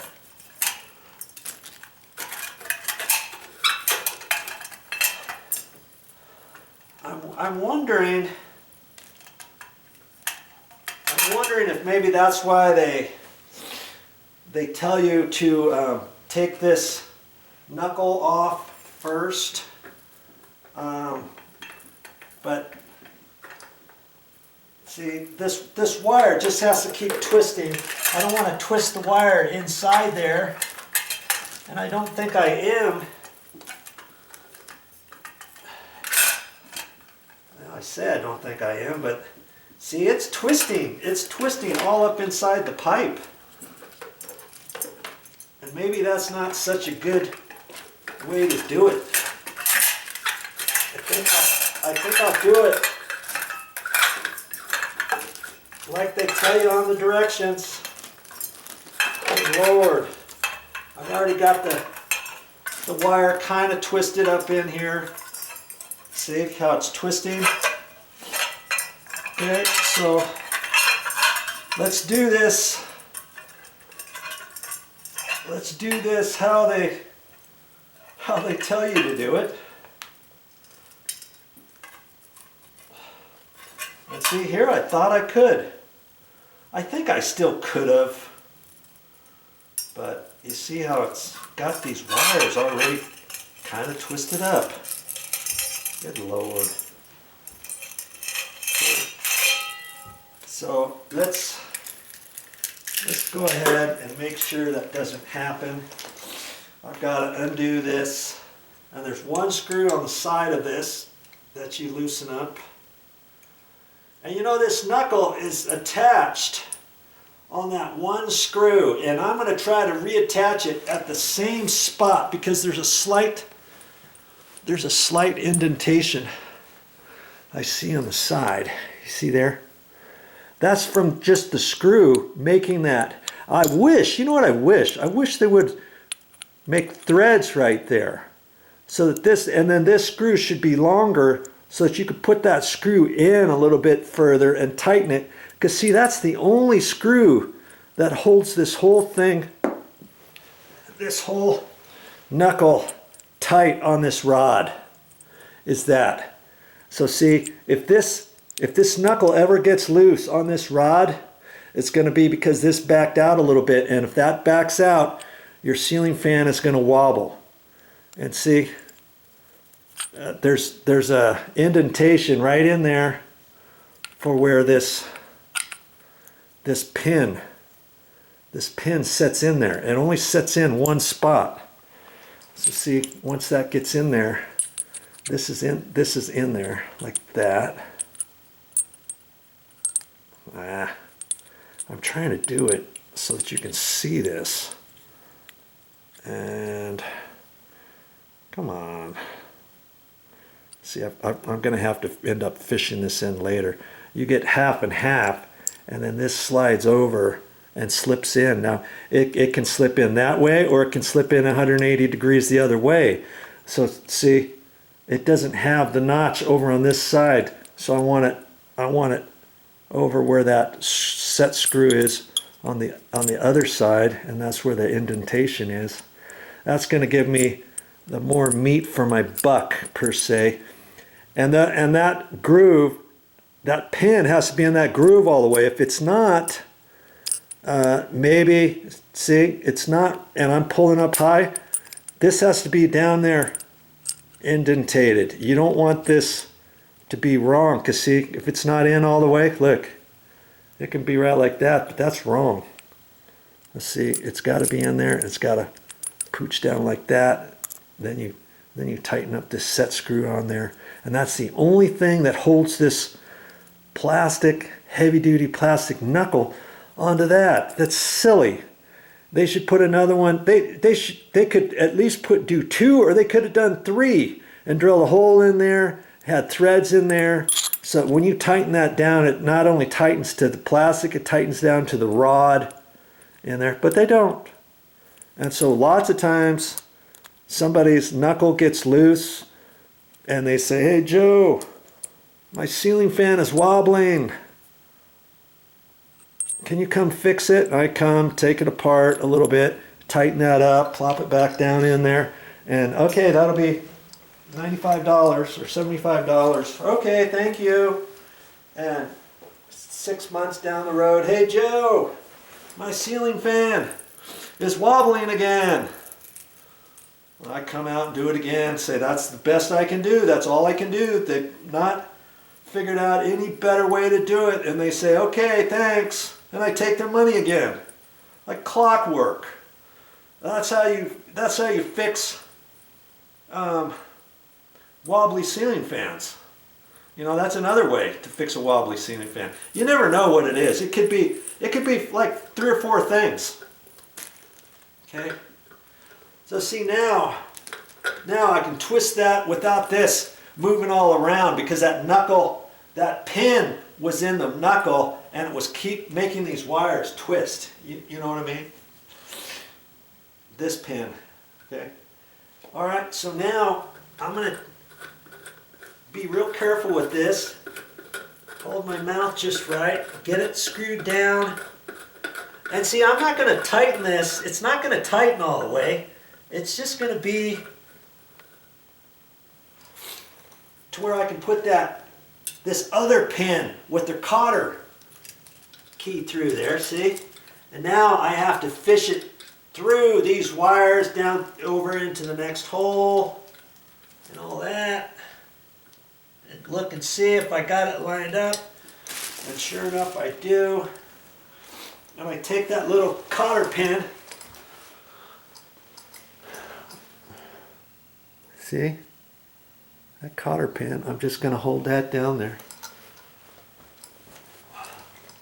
And I'm going to push it through that. And I'm just doing it with my fingers. There. It's in. And see, that's sliding back and forth. This is all sliding back and forth, right? Well, that's because now you've got to tighten these 2 set screws on this particular brand. Now I'm going to screw this in, and that's going to hit the threads.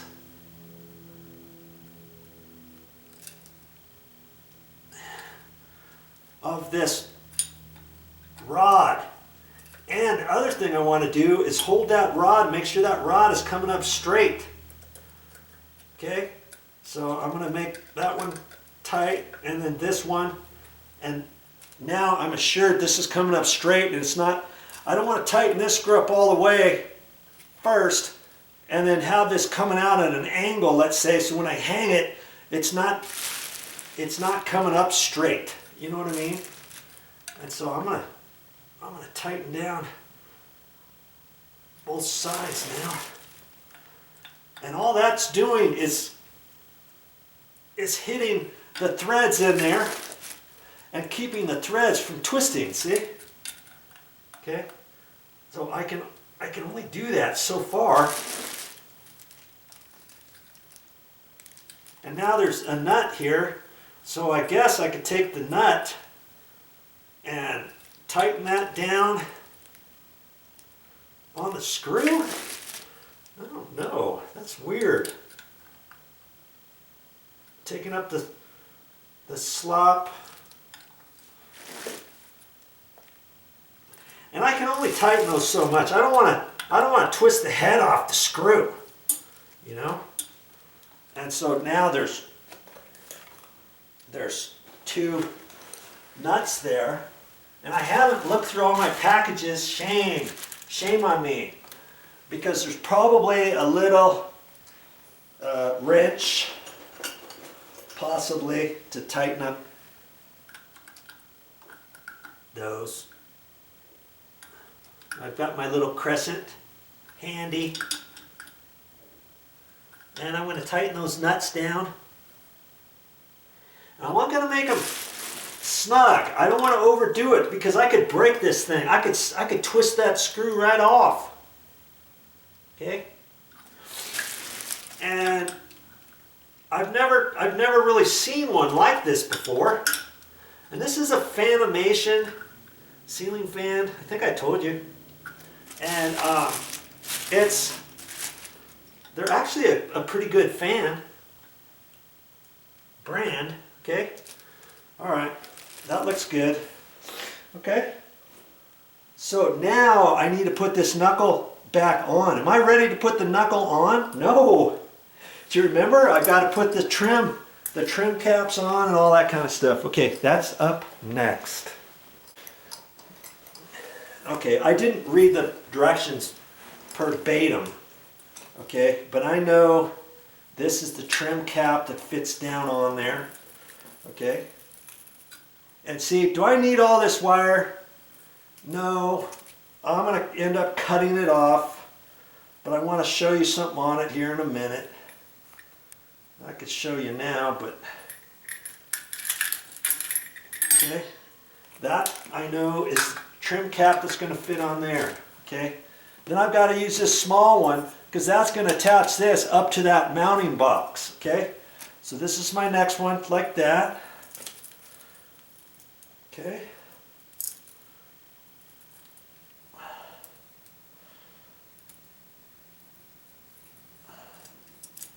Put that on there and pull it through there. Make sure you get it going up the right direction. I could have cut these wires off, but I'm going to explain that in a minute. Okay, so I know the ceiling fan is facing there. There's the trim. Here's the thing that attaches this. So this is going up to that box, right? So it's got to go that way. Like that, right? Okay, now, am I ready to put this knuckle on? Yes, I am. Now before I put that knuckle on, and that knuckle has that little goodie there too, right? Before I do that, let's talk about the wires. I've got a white wire, black wire, a blue wire. What the heck is a blue wire for anyway? I'll show you in a minute here. Now see, not all light fixtures or light ceiling fans, you hook up a blue wire. The last one I installed downstairs, all I had to do was hook up a black and white wire were coming out of the ceiling fan motor assembly. It wasn't like this one. See, I've got these wires, I got this to deal with, the other one downstairs, I didn't have any of that stuff. And see, this blue wire is going to be if you have a light kit. Now see right there, if you can see that, it says for light. Okay, black wire, white wire, black to black, white to white. And the blue is for a light kit. Well, this has a light kit. And this particular one, if you don't want the light kit, you can leave the light kit off, and it actually has a blank plate somewhere in there. You have to look for that on the box. And this one happened to say on the box, I think it said light cap used without light kit. So you can do that, or you have the light kit. So you can do either or. Sometimes ceiling fans, you decide you don't want a light on there, but you like the kind of look of your ceiling fan, and you get that. But you got to look for that on the box, because the one downstairs did not come that way. It only came with the light kit. So if you didn't want the light kit, you still have the light showing on there. And that's, that's not going to kill you. But if you don't want that, you can't use that particular light ceiling fan. Okay? And so this one is slightly different. But anyways, that's what the blue wire is for. It's for a light. And see, once we get ready to hook it up, we're going to hook it up to this. And, well, I'll have to look at the wiring diagram and stuff. And this, I believe, is the AC, the power in.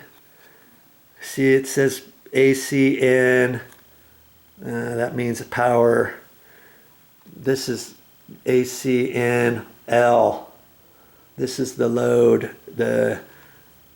which is the hot wire, black. And this is AC in, and that's the neutral wire. See right there? I don't know if you can see that. I think you can there.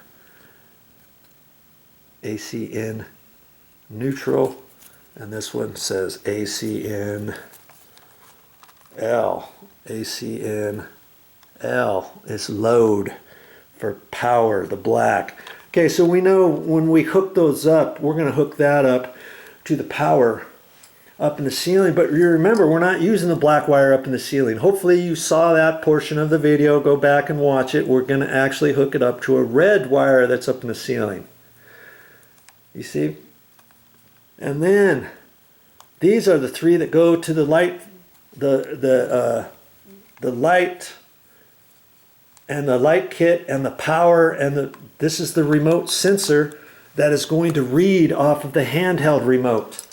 The one downstairs did not come with this sensor. It was all integrated of the wiring inside the light fixture. I thought I was kind of slick because I didn't have to hook all of this up and have the little antenna. This is the antenna for this whole thing. Here's all the numbers for it and all that. And I'll have to look at that. And so that, anyways, that's how that works. Okay. So this, let's figure out, do we need all this wire? We don't need all this wire, but I don't want to cut it short. What if somebody wanted to install this light ceiling fan 5 years from now? They don't want to leave it in that bedroom. They want to put it somewhere else where they need a long extension piece with wire.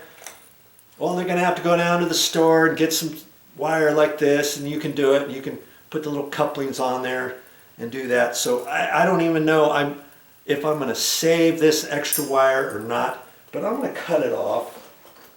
And I don't know exactly how long to cut it off, so I'm going to cut it long, and I can always cut it again after I get up there, right? And so, I mean, I could cut it that short, but there's no way I'm ever going to cut it that short. I'm gonna make it like that just to get rid of some of this wire. Okay. You could save that for extra wire if you want. You never know when you're going to need a little piece of wire, right? I think it's 18 or 16 gauge. Might be 18 gauge. And in fact, in case I ever want to extend another ceiling fan later on down the road, maybe I'll need some of this, right? Or for something else. You never know. Okay. So I would save this if I was you. Okay, now we're ready to put the knuckle on. That knuckle's going to fit right on there. I'm going to slide it in there. Okay, and remember, this set screw is the only thing that's going to hold it on there. And I see where the set screw mark is. I can't put that on yet because I need to put this on first, right? I just lower that down. Slide this, fish it through. I can get these wires kind of resituated. They don't have any stress on them. Now I just kind of fish that through there and let it stick out halfway on both sides. Lift this back up. Look and see where it goes. Presto. Right there. You see how that works? Now I can tighten this up on the set screw mark that was on the side of that. And I'm going to just make it as snug as I can. I don't want to force that. And it's got a screw that's regular for Phillips or standard. So usually what I'll do is I'll take my Phillips, and there's only so tight I can do it with that. Now I can take my standard, slotted, maybe give it one little twist. Okay. Hardly went anywhere. In fact, I got a bigger, wider one. Okay. Okay. I could feel it just a hair, not even a 32nd of an inch.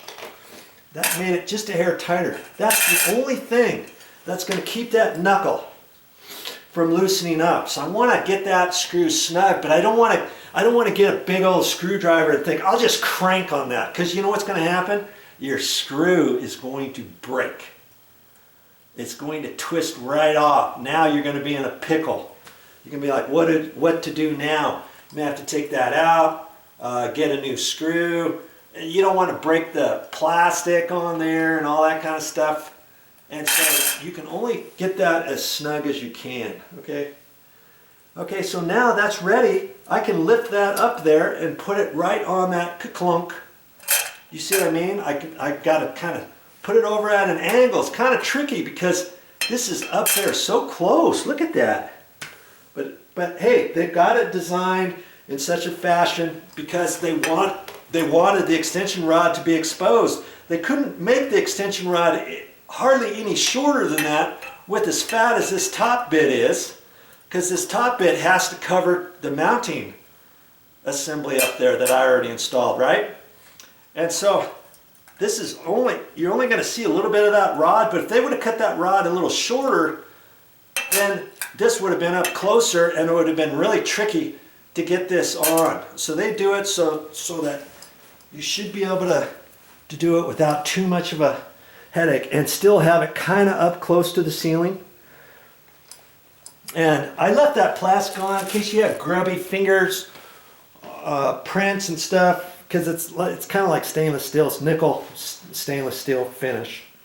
And in fact, I'm probably going to wash my hands because I don't want to get my grubby fingertips up on the ceiling or anything like that. Make sure you try to be aware of all that kind of stuff. If you get anything on the ceiling, you know, after you get done, kind of look up there, wipe it if you can. But this ceiling is a flat white paint. You get any marks on there, it's hard to clean that stuff off without then showing a discoloration up there. So do the best you can, okay?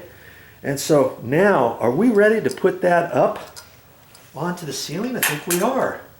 I'll wash my hands. And in fact, I'm going to leave that plastic just like that until I get it up there. You know, just for kicks. I mean, I can take the plastic off now if I want. All right. Stay tuned for the next bit.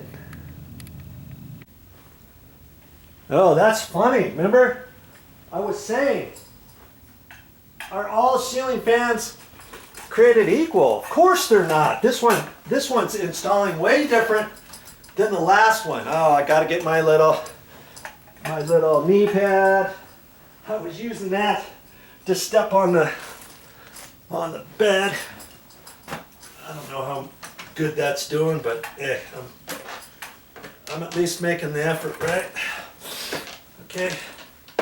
So I don't know. This might be 10 pounds or so. Okay. So now I gotta just keep my wires kind of out of the way and lift that up there into the knuckle. Hey, here it goes. Slide it in. Okay. Now that's not it, is it? Because it has to fit in one of those notches. So I have to take this and just turn it either to the left or the right. And I did. See, it's up. Now if I turn it a little bit, it'll go ka-clunk. Okay? Now that's exactly where it's supposed to fit. Right like that. Okay? And because my wires are over here, now I've got to figure out where do I want these wires, because these are the power wires coming from the box. They're kind of short. So I think everything needs to be hooked up over on this side. And so I'm going to take my wires coming from the ceiling fan, and I think I'm going to have to put them over here. I don't know. I should look at that little box that has to fit up in here. We'll do that next, okay? I might have to rearrange these wires. We'll see. We'll see what I have to do here in a minute. Okay? That's the next step. Okay? See there? Look at that. It's supposed to swivel like that because it's on that knuckle. Okay? But you've got to fit it in that little ka-clunk notch so that this doesn't... I can't twist this to the right or left now because it's fitting into there. You've got to make sure that happens, because you don't want that. If you don't get that notched in there, it could twist around, it's going to wobble, and you're going to be like, what on earth? I knew I couldn't do this myself. I don't know what VideoJoe's telling me that any average Joe can do this. I can't do it, so screw this. I'm not going to do it, and I'm going to call an electrician. Hey, fine, you want to call an electrician? It's going to cost you probably $150 for him to come out to install one of these for you. Okay, a licensed electrician who's mobile enough to come out to just install this. It could be 200 bucks. If you got a light fixture up there he's got to take down and all that kind of stuff. And that's just to install the ceiling fan that you end up deciding, you know. You go pick it out, you go buy it, you go bring it home, and if you don't feel comfortable doing it, then have an electrician come out. You don't have to have the first one. You can call 3 different electricians if you want. You're going to get 3 different prices. Guess what? And if you want to take the cheapest one, chances are the cheapest guy is going to know what to do. Or you can choose the middle guy or something. Hey, do whatever you want. Or you can do it yourself and save even more money. You don't have to mess around with hot wires. Have we messed around with any hot wires yet? I've shown you what I do at the light switch, and if you don't feel comfortable with that, you can turn the light switch on, make sure you got power up here, turn the breaker off if you want. Okay? This is what you're going to have so far. You've got you got 2 ground wires up there, a black wire, a white wire, a blue wire, a red wire, a white wire, another ground wire. My word, but you know what? Stick with me. You can do it. It's not that difficult. I'm going to show you step by step on how to do this wiring. Okay, coming up. Okay, let's talk about this wiring now. We've got this whole harness assembly to fit in there. And see, we're going to slip this in just like that. Went right up in that cavity where that black housing bit we had up there is designed in such a manner to where you can take this thing and slide it in there. So I'm gonna first look and see how I want to do this. Do I want it slid, and do I want these wires right here with this going over the top of it? I could probably do that, or I could resituate the wires and have the wires come around on the side so it's not hitting the box at all. You know, we could take these wires and we can reposition them. If we want, they don't have to go in there. We can keep them all out of the way and have those come around over on this side. Okay? If we want, let's just see. We're gonna take this, and before I do that, I'm gonna have to look at this and make sure the numbers are coinciding with the other, and it should be fine. And if you will remember before, we looked on this housing thing. The white and black that come out of it is going up to the white wire and the red wire that's coming down from the ceiling. Okay, and so that is going to fit up in here like this, and we got the ground wire, and see, it just kind of fits in there like that. And you've got the little antenna on it. Well, it's just going to be pushed over, so this housing is going to fit up over the whole thing, right? Okay, and so now I've got to look and see how I want these wires, because if I situate this on this side, this white wire is barely long enough to hook in to this white wire over here. It'll work, but I might decide to slide it in this other way, you know, over in this direction, maybe. You just kind of have to kind of look at it and play with it and see. Now see, this big fat end is right up next to these wires, and I don't have much of a cavity after I put the wire nuts on there to slide them around so that I can get this up in there. I've got to make sure it all works, and I'm thinking I might want to slide it around this other way. Okay, and I can do that, but I want to look at this. I want to look at this first. I'm gonna look at it should be set right. But you see these numbers right here. I'm going to look at it real close and see which ones are down, and they're, in fact, all of them are facing down right now. See, I can make a new code. I can push the second to the far right. I can push that one up. I can push the other one up, leave the other ones down, or whatever I want. I'll have to read the directions first, because it's easier for me to do that now, obviously, than once I put it in there and slide it in there and think, oh no, I didn't look at all those settings to see what this is set at, to see if I have to reset anything on the handheld remote. And when I get the handheld remote out, I'm going to have to look at that, and you see there's that whole same sequence, and everything is facing down, isn't it? Okay, so I can probably leave it like that. All right, I'll have to put the battery in and everything, and it should work fine. Now, if something ever happens to where if it stops working, maybe it's going to be because of your battery, or it might be because you need to change your configuration, and it shows you how to do that and how to reset that. And that's why you always have to save your directions, because when you save your direction booklet towards the back, there's probably going to be an area for troubleshooting. See, this is in 2 different languages. Well, let's just see here. See, I still have to look at this to see how the light gets installed and the wiring. And then it talks how to operate your ceiling fan, how to install your remote control.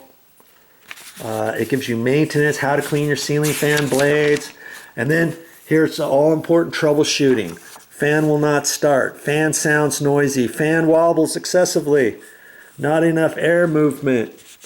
Here's a part list if you ever need to order parts.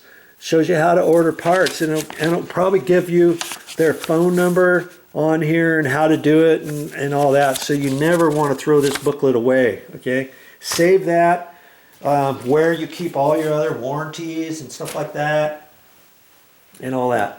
So I'm going to look at that, read it a little bit, and I might make the determination of leaving those alone, the factory set, or do it slightly different. Okay, you choose before we get the next step to our project of sliding that back in and figuring out which wire goes to what.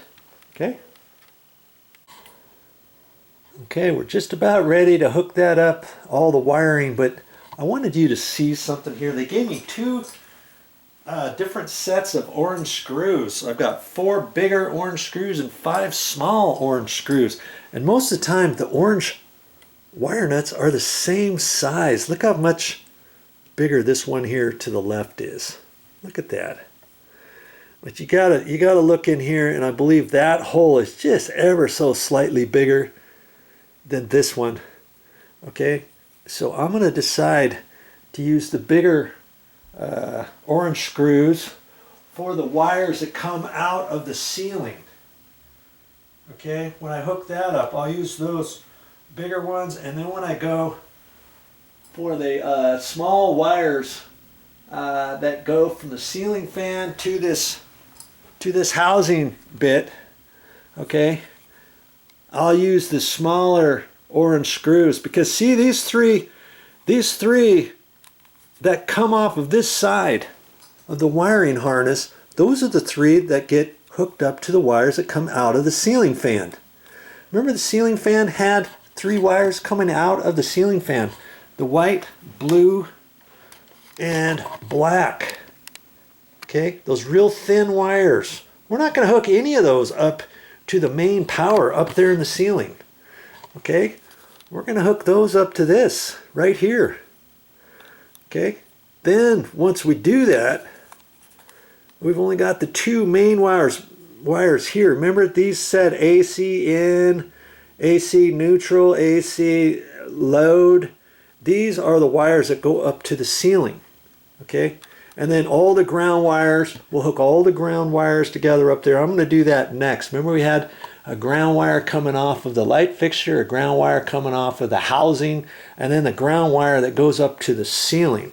So we got 3 ground wires, and I'll hook that up.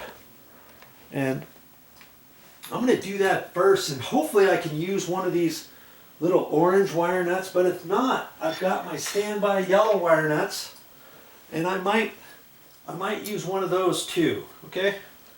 We'll do that next. Okay, I'll try to do this so you can see it, but you might not be able to see all of it, but you're going to get the gist of it. I've got the 2 ground wires that are coming from the light from the ceiling fan. This one comes up. This one was attached to the knuckle. This ground wire was attached to that black housing that we had screwed up there first. So now I've got to take both of those. Man, those wires are short. I'm going to wrap those 2 together before putting them on the ground wire up in the ceiling. So I'm going to strip these back a little. Yeah.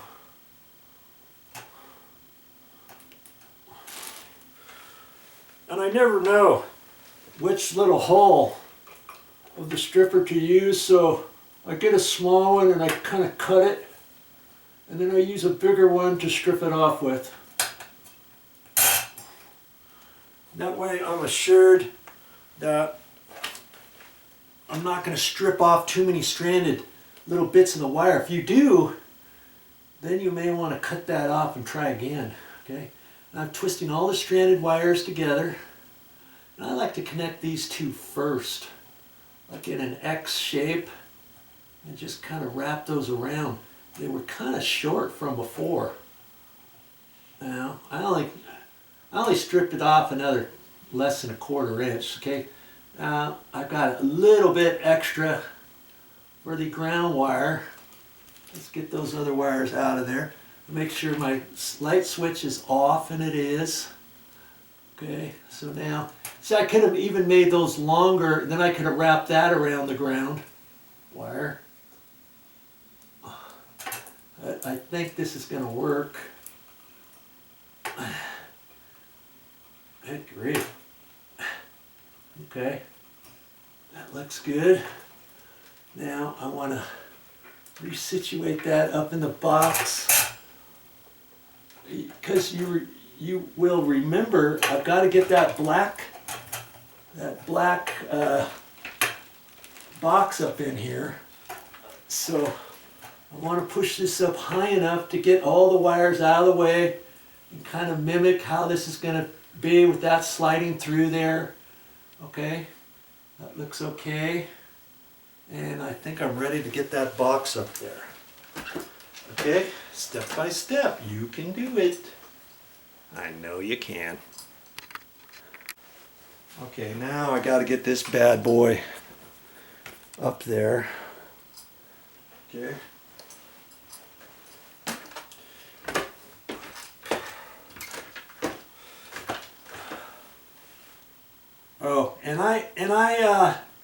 Oh, incidentally, before I put that black thing up there,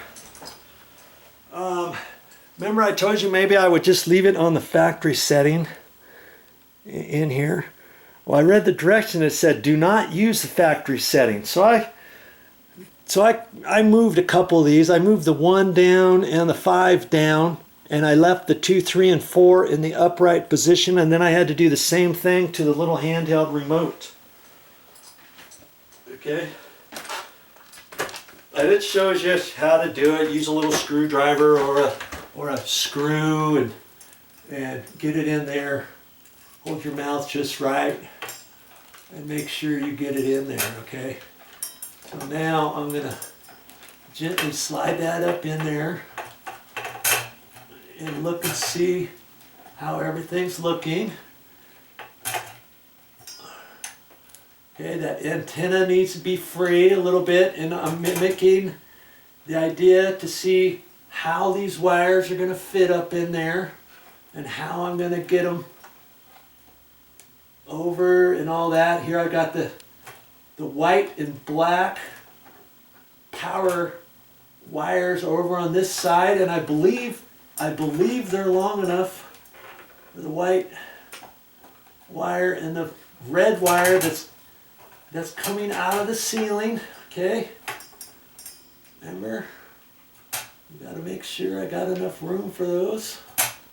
Just repositioning the ground wire, and I get the white and the red wire over here. The red is going to mimic the black wire, right?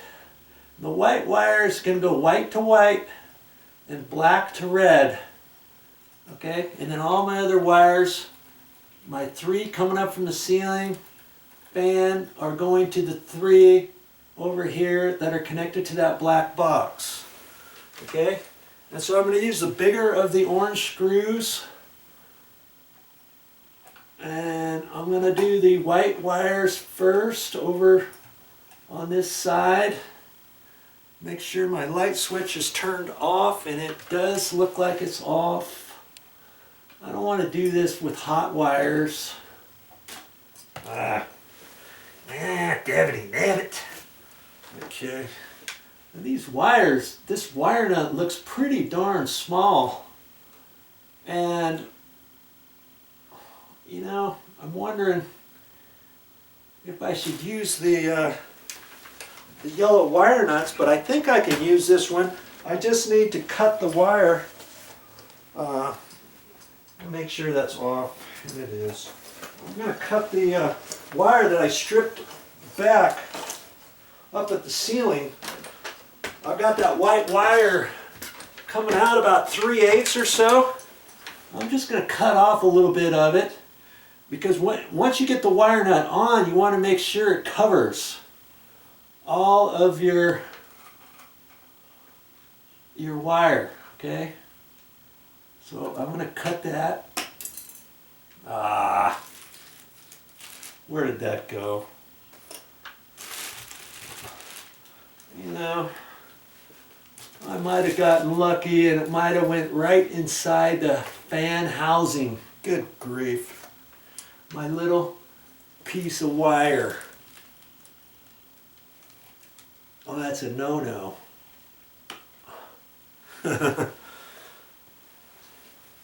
It's probably in there forevermore now. Okay. I'm going to do white. I'm going to do white to white. I'm going to slide that back in there. That housing.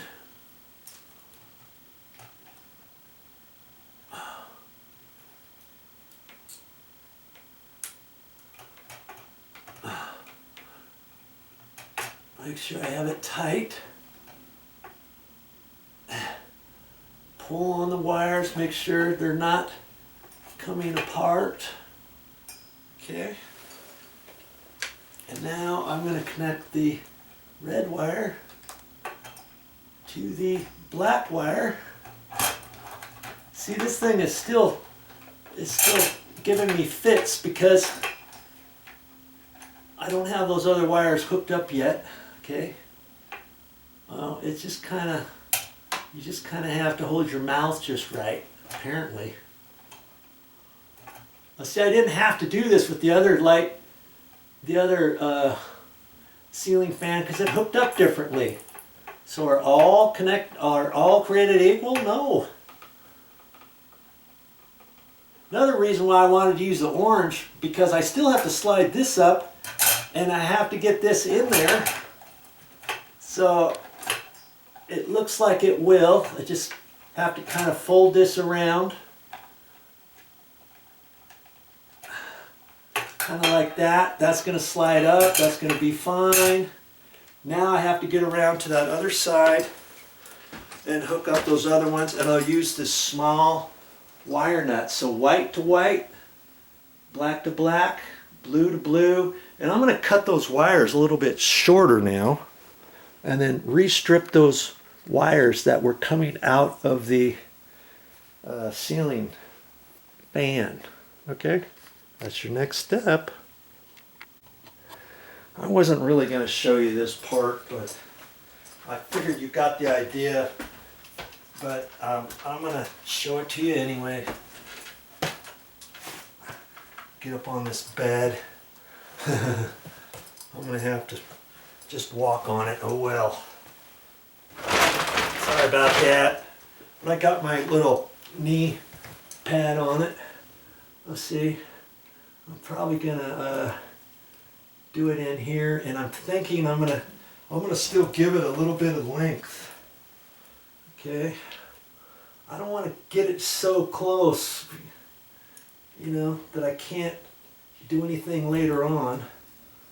So that should be long enough there. Okay, bye bye. Now I can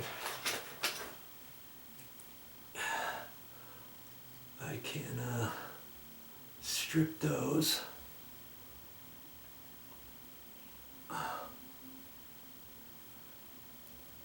I'll have to find those little ends later. I'll just have to find them. See, I kind of crimp it a couple times at different angle before I pull that off, in case I'm in the wrong groove, let's say. Okay. And I want to twist all of the stranded wire together. All right. This is coming from that little module up there, and these are the wires that I just stripped that are coming from the ceiling fan. Okay, I'm using the small little orange screw, the orange wire nuts they gave me. And now blue to blue. And I can take those and I can twist them together first, like I'm doing, and then put the wire nut on. I think that holds a little bit better, because then you don't have to worry, is one stranded wire loose from the other on the wire nut. Okay, and so that should be fine. And then I'll have to rearrange these wires up here a little bit and hope they go in the housing, which they should. Come on. There we go. My little wire nuts. They always give you the wire nuts. Okay. There we go. And the white. Have I showed you anything that looks too hard for you to do just yet? No, I don't think I have. I guess you're going to have to be the judge for that, right?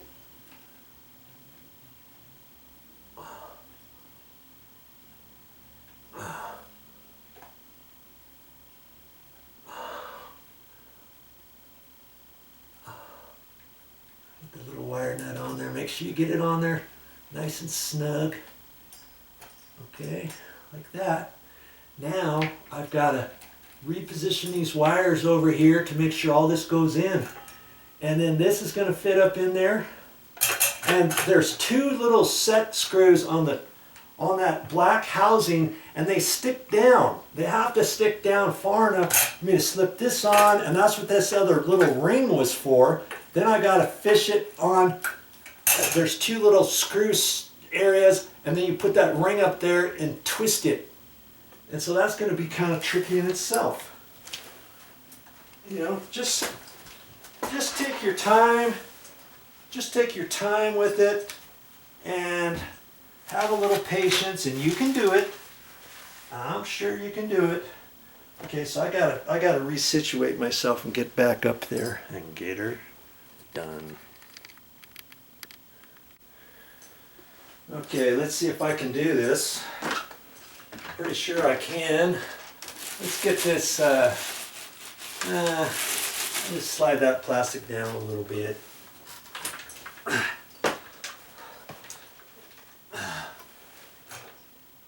There's my little antenna. That's going to be in there. Okay, so now, see, I have to just find, oh, okay, I see. Those two wire nuts are down in there. This needs to go down in there. Got to fit all that in there like that, so I can push this up over it. And then I have to do it in such a fashion. Oh, are you kidding me? Are you kidding me? Oh.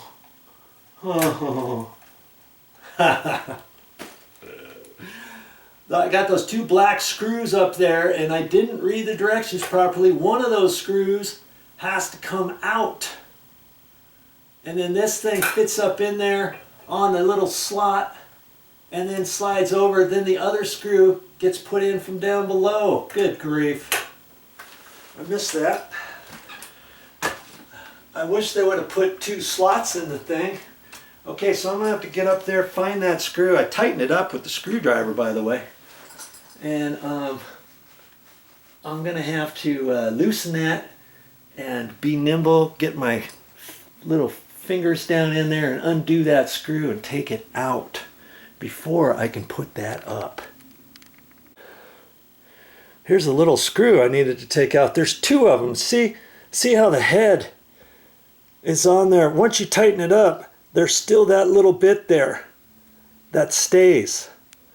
Okay, so once I put the other screw is up there and it has that so that I can slip that other deal up there and slide it on. Then when I get ready to put the other thing on there, it's going to fit on here and that other screw, and it's going to fit on there. Okay, so that's how that works.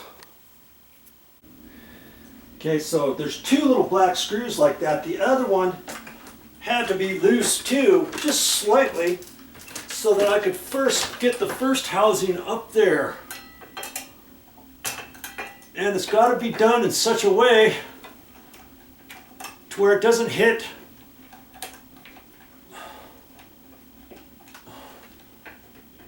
where none of these wires are up on that knuckle.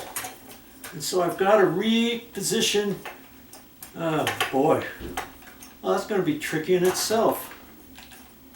Reposition all these wires up high.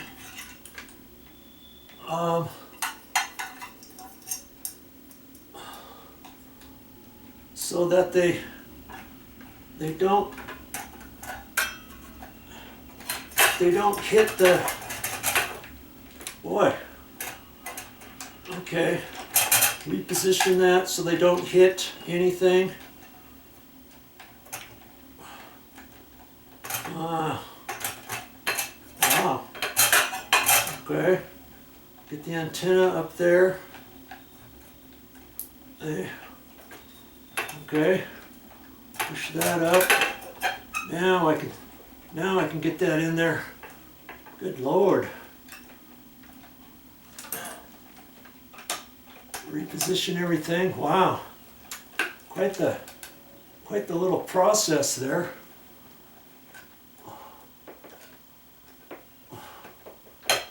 Okay, there we go.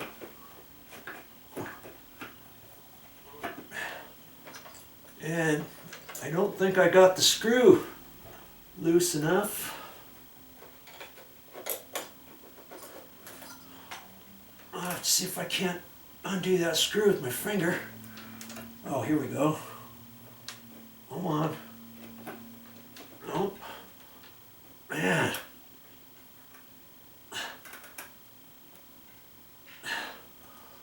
Boy, quite the process.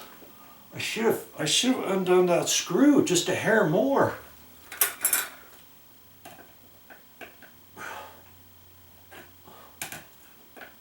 Trying to unscrew it with my pliers. There, okay. I think I got it. Now, I've got to resituate this over, and I've got to fish this over. See, I wish they would have just had 2 slots to slide that in. They only got 1, so, oh, there it is. I was going to say, I got to slide it over until that fits, and I found it. Ah, yeah. Boy, got it. I got it. They don't give you any little screwdrivers either. And now, see, I can't use my screwdriver. I'm going to have to use my pliers or something to tighten those screws up a little bit more. Oh, there it goes. It's going. Okay. Okay. I will almost have it tight. Then I'll have to tighten that last little bit with my pliers. Okay? Because you see the screw head is sticking down about 1/4 inch. And that allows for this trim to fit up in there. So I've got to get that trim lined up exactly where it goes. And at that point, it's just a feel. I should have showed you the back side of that.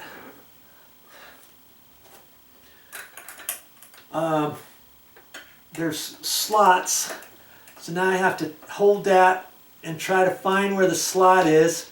I'm twisting it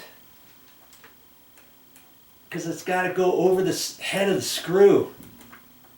Come on. I'm not finding it just yet.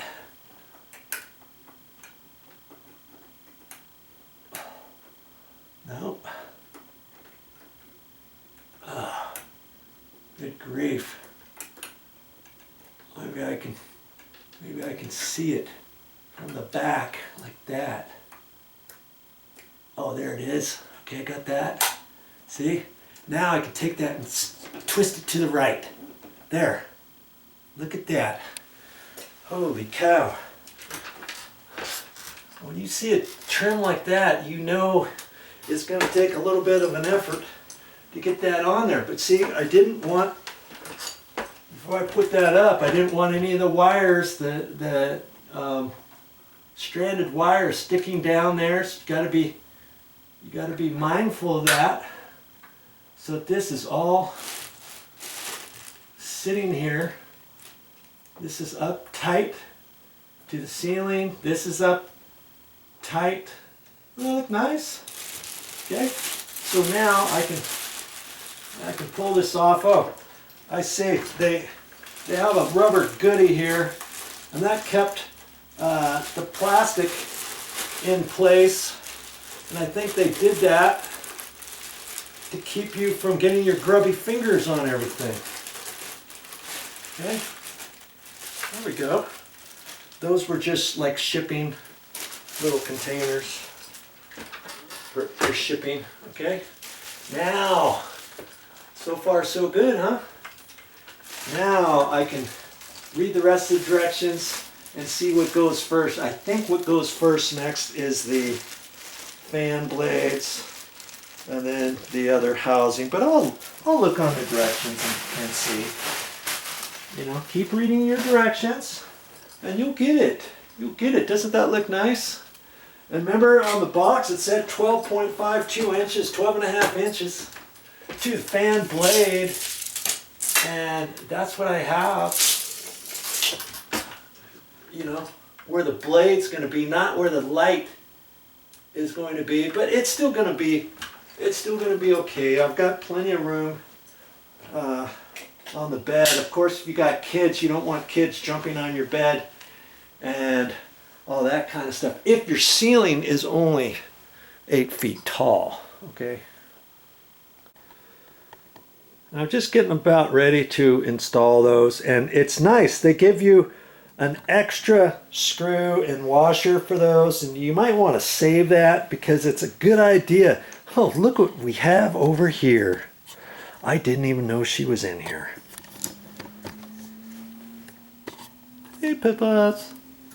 What are you doing over here? I thought I had you locked out. Come on. There, come on, go on. Go. Hurry up. Go on. Go. Out, out. Oh, she doesn't want to go out. Oh, there she goes. Bye-bye. And so you might want to save the extra screw and the washer. One time I had to do a service call, and the ceiling fan blade was so wobbly, it was about ready to come out, and I looked, and one of the mounting screws, that one was only attached with 2 mounting screws, and one of the mounting screws was loose, and I couldn't even find it, and I'll bet you the cleaners threw it away when they saw it when they were vacuuming up or something, and I had to take out another screw, run it down to the store, try to get it matched up, and all that good stuff. So it's always a good idea.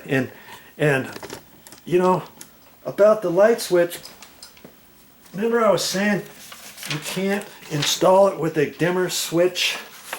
See here, this comes with it. This is acceptable. That's just a regular light switch or the paddle switch. Not acceptable. Variable speed, wall control, not acceptable, dimmer switch. Well, that's another reason why we didn't connect to that dimmer.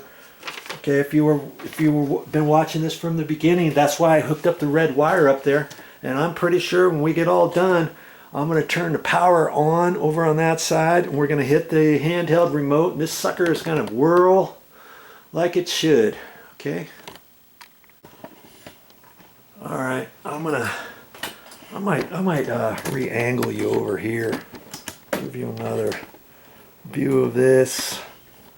I'm having to resituate my little ladder, and you know, interestingly enough, this one happens to have silver on one side and black on the other, so you can do whatever one you want. The last ceiling fan I installed, there was a definite up, and the colors weren't interchangeable.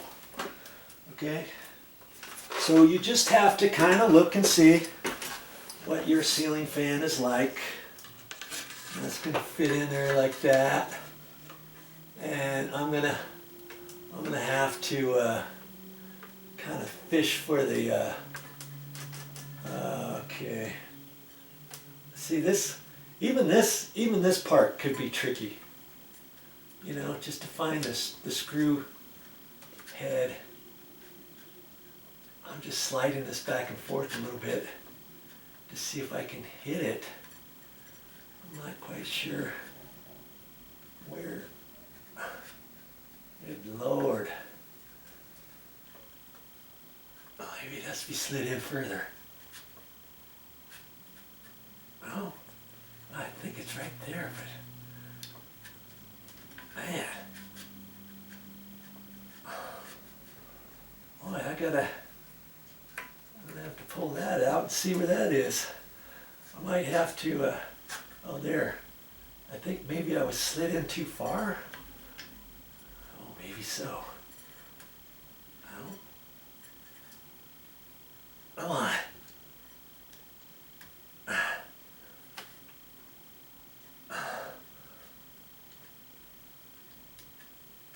It should be right in there.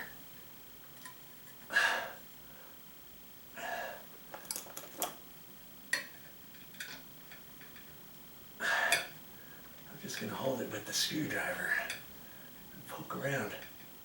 Come on. I got it. I don't know how I got it. I just started messing with it. Okay, that's like pretty flush on that. Okay, I just have to be mindful of that for the other blades. We kind of slide this and swivel it back and forth a little. Ah, come on. I'm afraid to let go of the screw.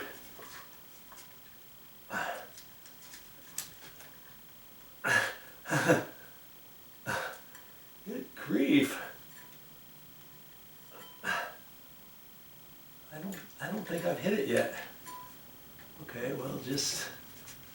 Just take your time with it a little. Oh, maybe I did. No? No. I still don't have it, and it looks crooked. Good Lord. Whew. Give myself a slight breather. Maybe I can get that other screw first, the other hole first over here. It should be right in there. There it is. Okay. All right. Okay. Let's tighten her up. And if your ceiling fan ever wobbles, you know, later on, look at the troubleshooting page in the direction booklet manual. Keep that. And sometimes if this is loose, it could make your old ceiling fan wobble. So there's lots of things that cause a ceiling fan to wobble. It could be your attachment brackets. It could be up here, your set screws to the extension rod going down into the top of your motor is loose. It could be the knuckle is loose. It could be a lot of different things. Okay, so just be mindful of that.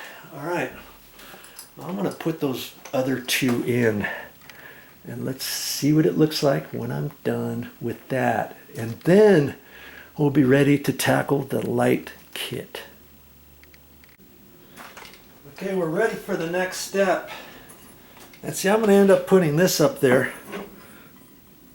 And see how two of the areas have areas where there's 3 screws up there. So I'm going to take one screw out. Because see, this one doesn't have the little slide. And I'm going to leave 2 screws in there loose. And then I just set that up there, twist it, and it will hold. And then I put the other screw in from down here. Okay. So that's how that works. And I've got to loosen this up because this is for the light. These 2 little goodies are going to fit down through that hole. And I've got to see the 3 screws. Okay, those are going to be those. And it tells you on your directions, okay? All right, so I'm going to loosen up. Which screw am I going to put in last? Maybe I'll put this screw in last. So I've got to take this screw out, okay?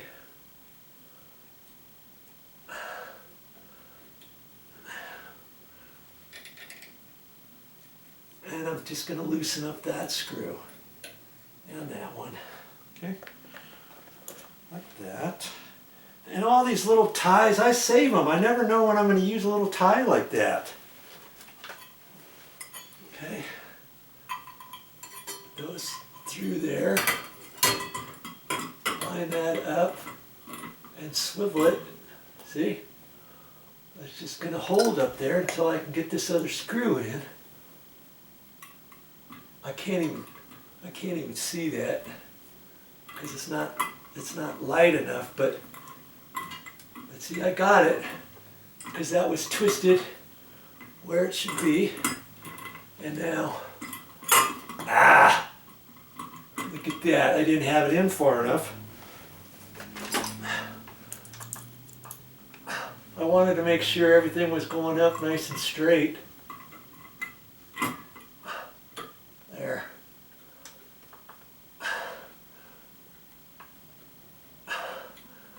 Okay, and now I want to make sure this fits up in there. And I would think the whole thing should go up there. And I should have the proper reveal all the way around. We'll just see. I think I just have to start tightening it.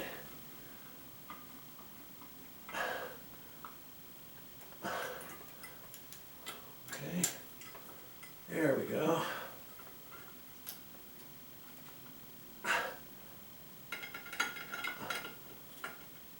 Like that.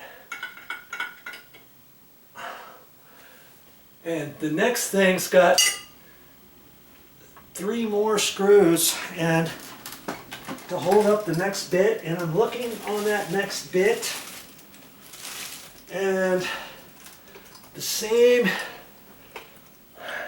See, here's your light nowadays. Look at that. It's an LED and stuff. And see, here's 2 slots again. See the hole with the slot, so I can put it up through the screw and then turn it. And there's another one like that, but see, this third one is just straight again. I don't know why they don't make all 3 the same. Then you can turn it, because then they're afraid that you don't tighten it up in the exact right position. Okay, so that's the next thing. And see, here's the wire on the back, so I've got to just take that thing off of there, I guess. I think that's just for shipping. And then I'm going to hook that up, and I'm going to go white to white and blue to blue. Okay, and that's how that's going to work. And then I can slip that up in there and turn it with the same screws in there and all that. And I think I could read the directions and see if that little white thing needs to be put back on there, but I don't really think it needs to be on there. I don't. Remains to be seen. But I could probably leave that on there. You know, this little deal right there, and I could probably still do it. All right, so let me get up there. It's kind of awkward because it's above the bed and everything. So I think I'm going to take this screw out all the way over here. Good grief. Those are long screws too. I don't know why they made them so long. And loosen that up. I got that loose. Okay. So I'll reposition and hook up. I'm sure it matters which color goes to where, so look at it closely. Okay. Make sure you get blue to blue and white to white and stuff. So yeah, I could probably take that little thing off of there, but I don't know. I don't know if I need to. Okay, got that one. That's the blue and white. There's a definite little area to slide it, and then it clicks into place, okay? And I'm just going to leave that little slide on there. And I could have, I'll do it this way so I don't try to squeeze the wires too much. Okay, and then I just took it and swiveled it over. See? Now I got to find that other screw before I tighten those. I want to get that last screw in there, and that way I can make sure that's tight off the right way. Okay, and it looks like I'm probably pretty good right about there. We'll soon find out. I should be. Come on. Oh, there's a little bit of a slop. There we are. Okay, got it. Now I can tighten that one first. And these two are all set up exactly where they go. My hat might be in your way, but okay, there we go. Okay, now I see on the inside of here there's little nibs. That tells me the light housing is going to fit up in there, and then it's going to have notches with a little slide. I slide that up in there and twist it, and that'll be on there. And I'll look at that a little bit more closely, but You see, it comes with a cap. If I didn't want that, you see there, I could put that up there. If I didn't want the light kit, see how that fits? There's a little slot there. I slide it where that nib is, and then I screw it in and tighten it, and that's going to tighten it. See, there's 3 of them on there, and so I'm not going to use that. I mean, could I save it for later on down the road? Yeah, I could. And then they gave me this. This was that other thing where that light insert is. If you don't have that light insert, you would just put this over it. And see, here's the 2 little screws and the one there. You'd put that up first because you don't need that. And could you do either or? Yeah, probably. And now I've got the light itself, the light lens. Okay, and see, it's got the grooves, and this is glass. I'm gonna have to be careful with. Lots of times they're plastic. See, here's the slot area, and here's that groove. See, and there's 3 of them. So you want to do this with clean fingers, okay, and line it up, twist it. And that's it. Kaboom. Okay, there you go. Now we're ready for the handheld remote. And I've already put on the handheld remote, I put the 1 and 5 in the down position. And I'm not even going to stop this because I don't have, you know, I'm crossing my fingers. Everything's ready. Here's my remote. Of course, the remote's not going to work until I turn the power switch on. Okay, the power switch is on, and I'll have to read on how to control this whole thing. But let's just see if it's going to work. Come on. Oh, are you kidding me? The light's working. Or maybe I have to press and hold this. Oh, I got it upside down first off. That's probably what it was, because this has the little sensor up high. I had it held this way. And so, okay, let's hold it that way and hit it. Hey, look at that. Nothing's happening. You kidding me? Oh, there we go. Wasn't that weird? It didn't hit it in the middle. I had to press off to the right.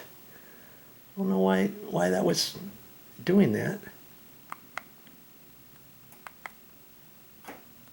Oh, okay, I see. That's high. Wow.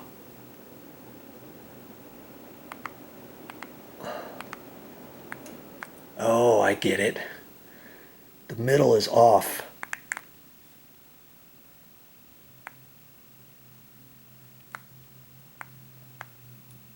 Isn't that weird? I would have thought that you could turn it on and off right at the middle, but you turn it off there.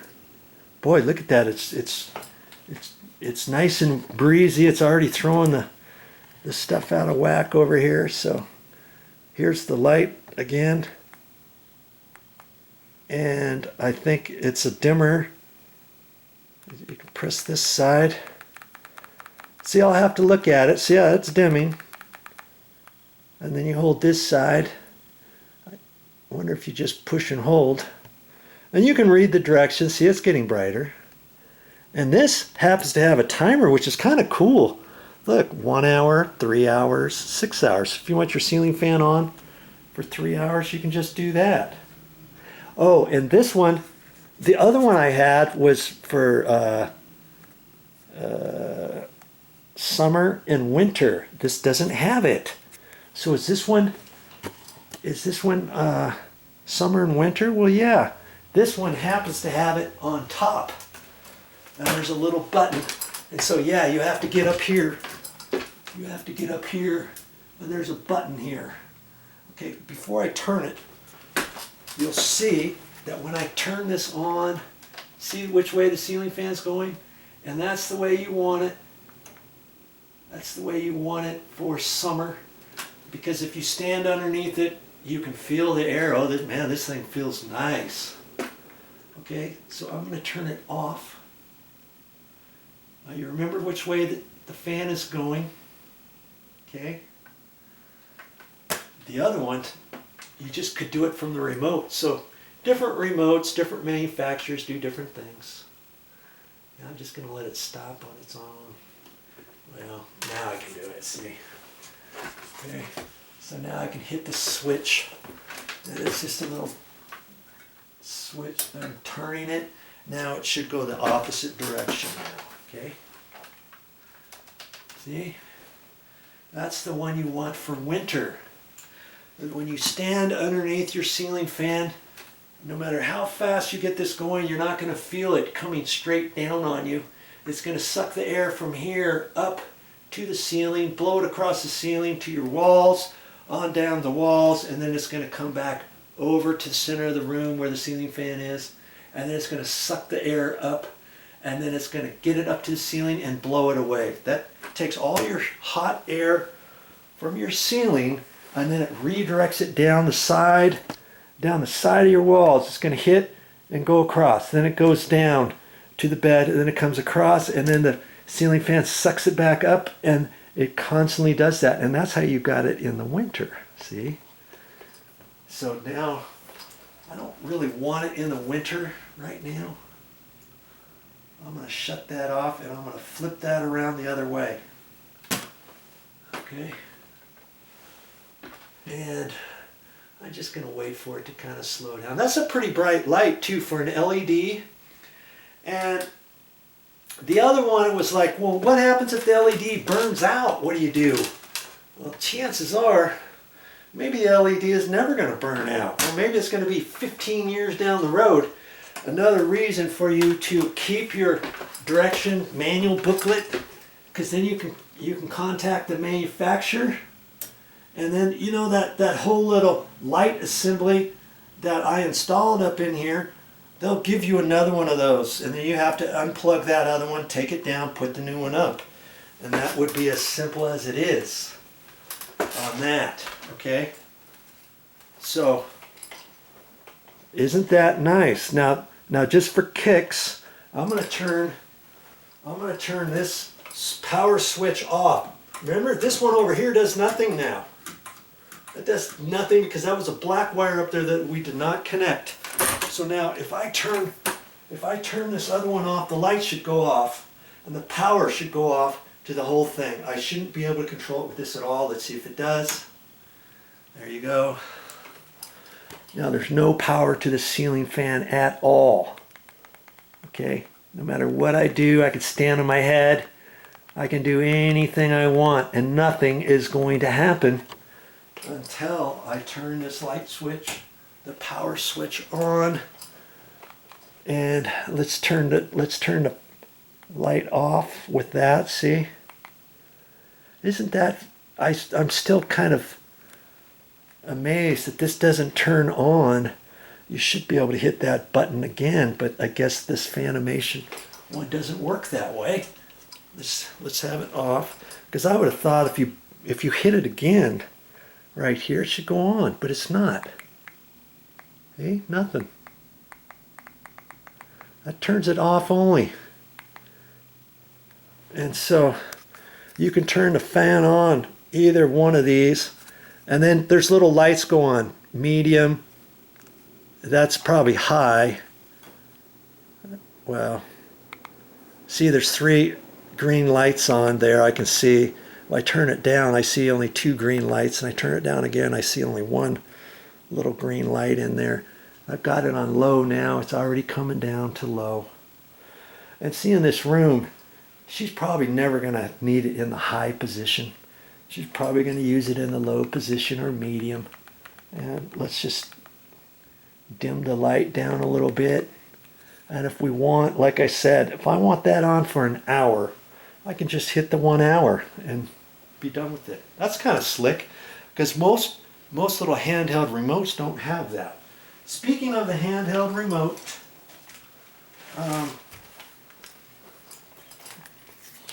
Lots of people just set this next to the bed or something, but you see, it comes with a little holder. Oh, let's get this out and show that to you. It comes with a little holder like this and a couple little screws. That's crazy. They expect you to screw that to the wall and have this never loosen up on the wall. It's never going to happen. You're going to have to put little plastic anchors. They should give you little plastic anchors, but they don't. So see, lots of people will take this and they might install it right here next to the light switch, and I would do it on the other side over here away from the door so you don't hit this. You don't have to reach around that. But see, you never have to turn these. This one here, it doesn't do anything anymore. This one is just for the power for this always, and you always want to leave that on. So I would put this like over here, and then you just set that in there like that, you know. So it's out of the way, and it's a reminder, hey, where's the remote? How come it's not up here? Or you can just leave this off, and you can put your remote, you know, over by the bed or something. But then if you're at the desk, then you got to walk over there. Okay, where is it?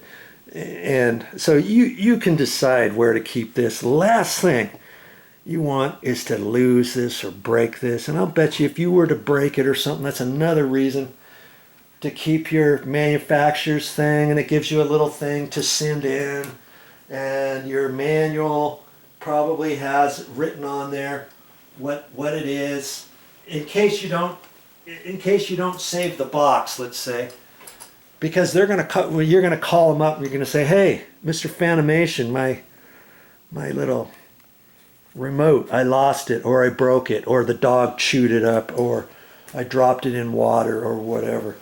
They're going to ask you what the model number is, I don't think they'll ask you the serial number. They're just going to want to know the model number. Or you might even be able to just show them this, get them on a Skype call, or a, what do you call it? The one with the iPhone, the FaceTime or something. Or you might have to have your little manufacturer's thing so that you can tell them that way, or something like that. Okay, so there you go, one ceiling fan installed. And you know what? You did it yourself. You did it yourself, and you saved a lot of money, or you will be able to do it yourself now, because hey, if I can do it, of course you can do it too. All right, well, that's all I got for this time, but I'll be back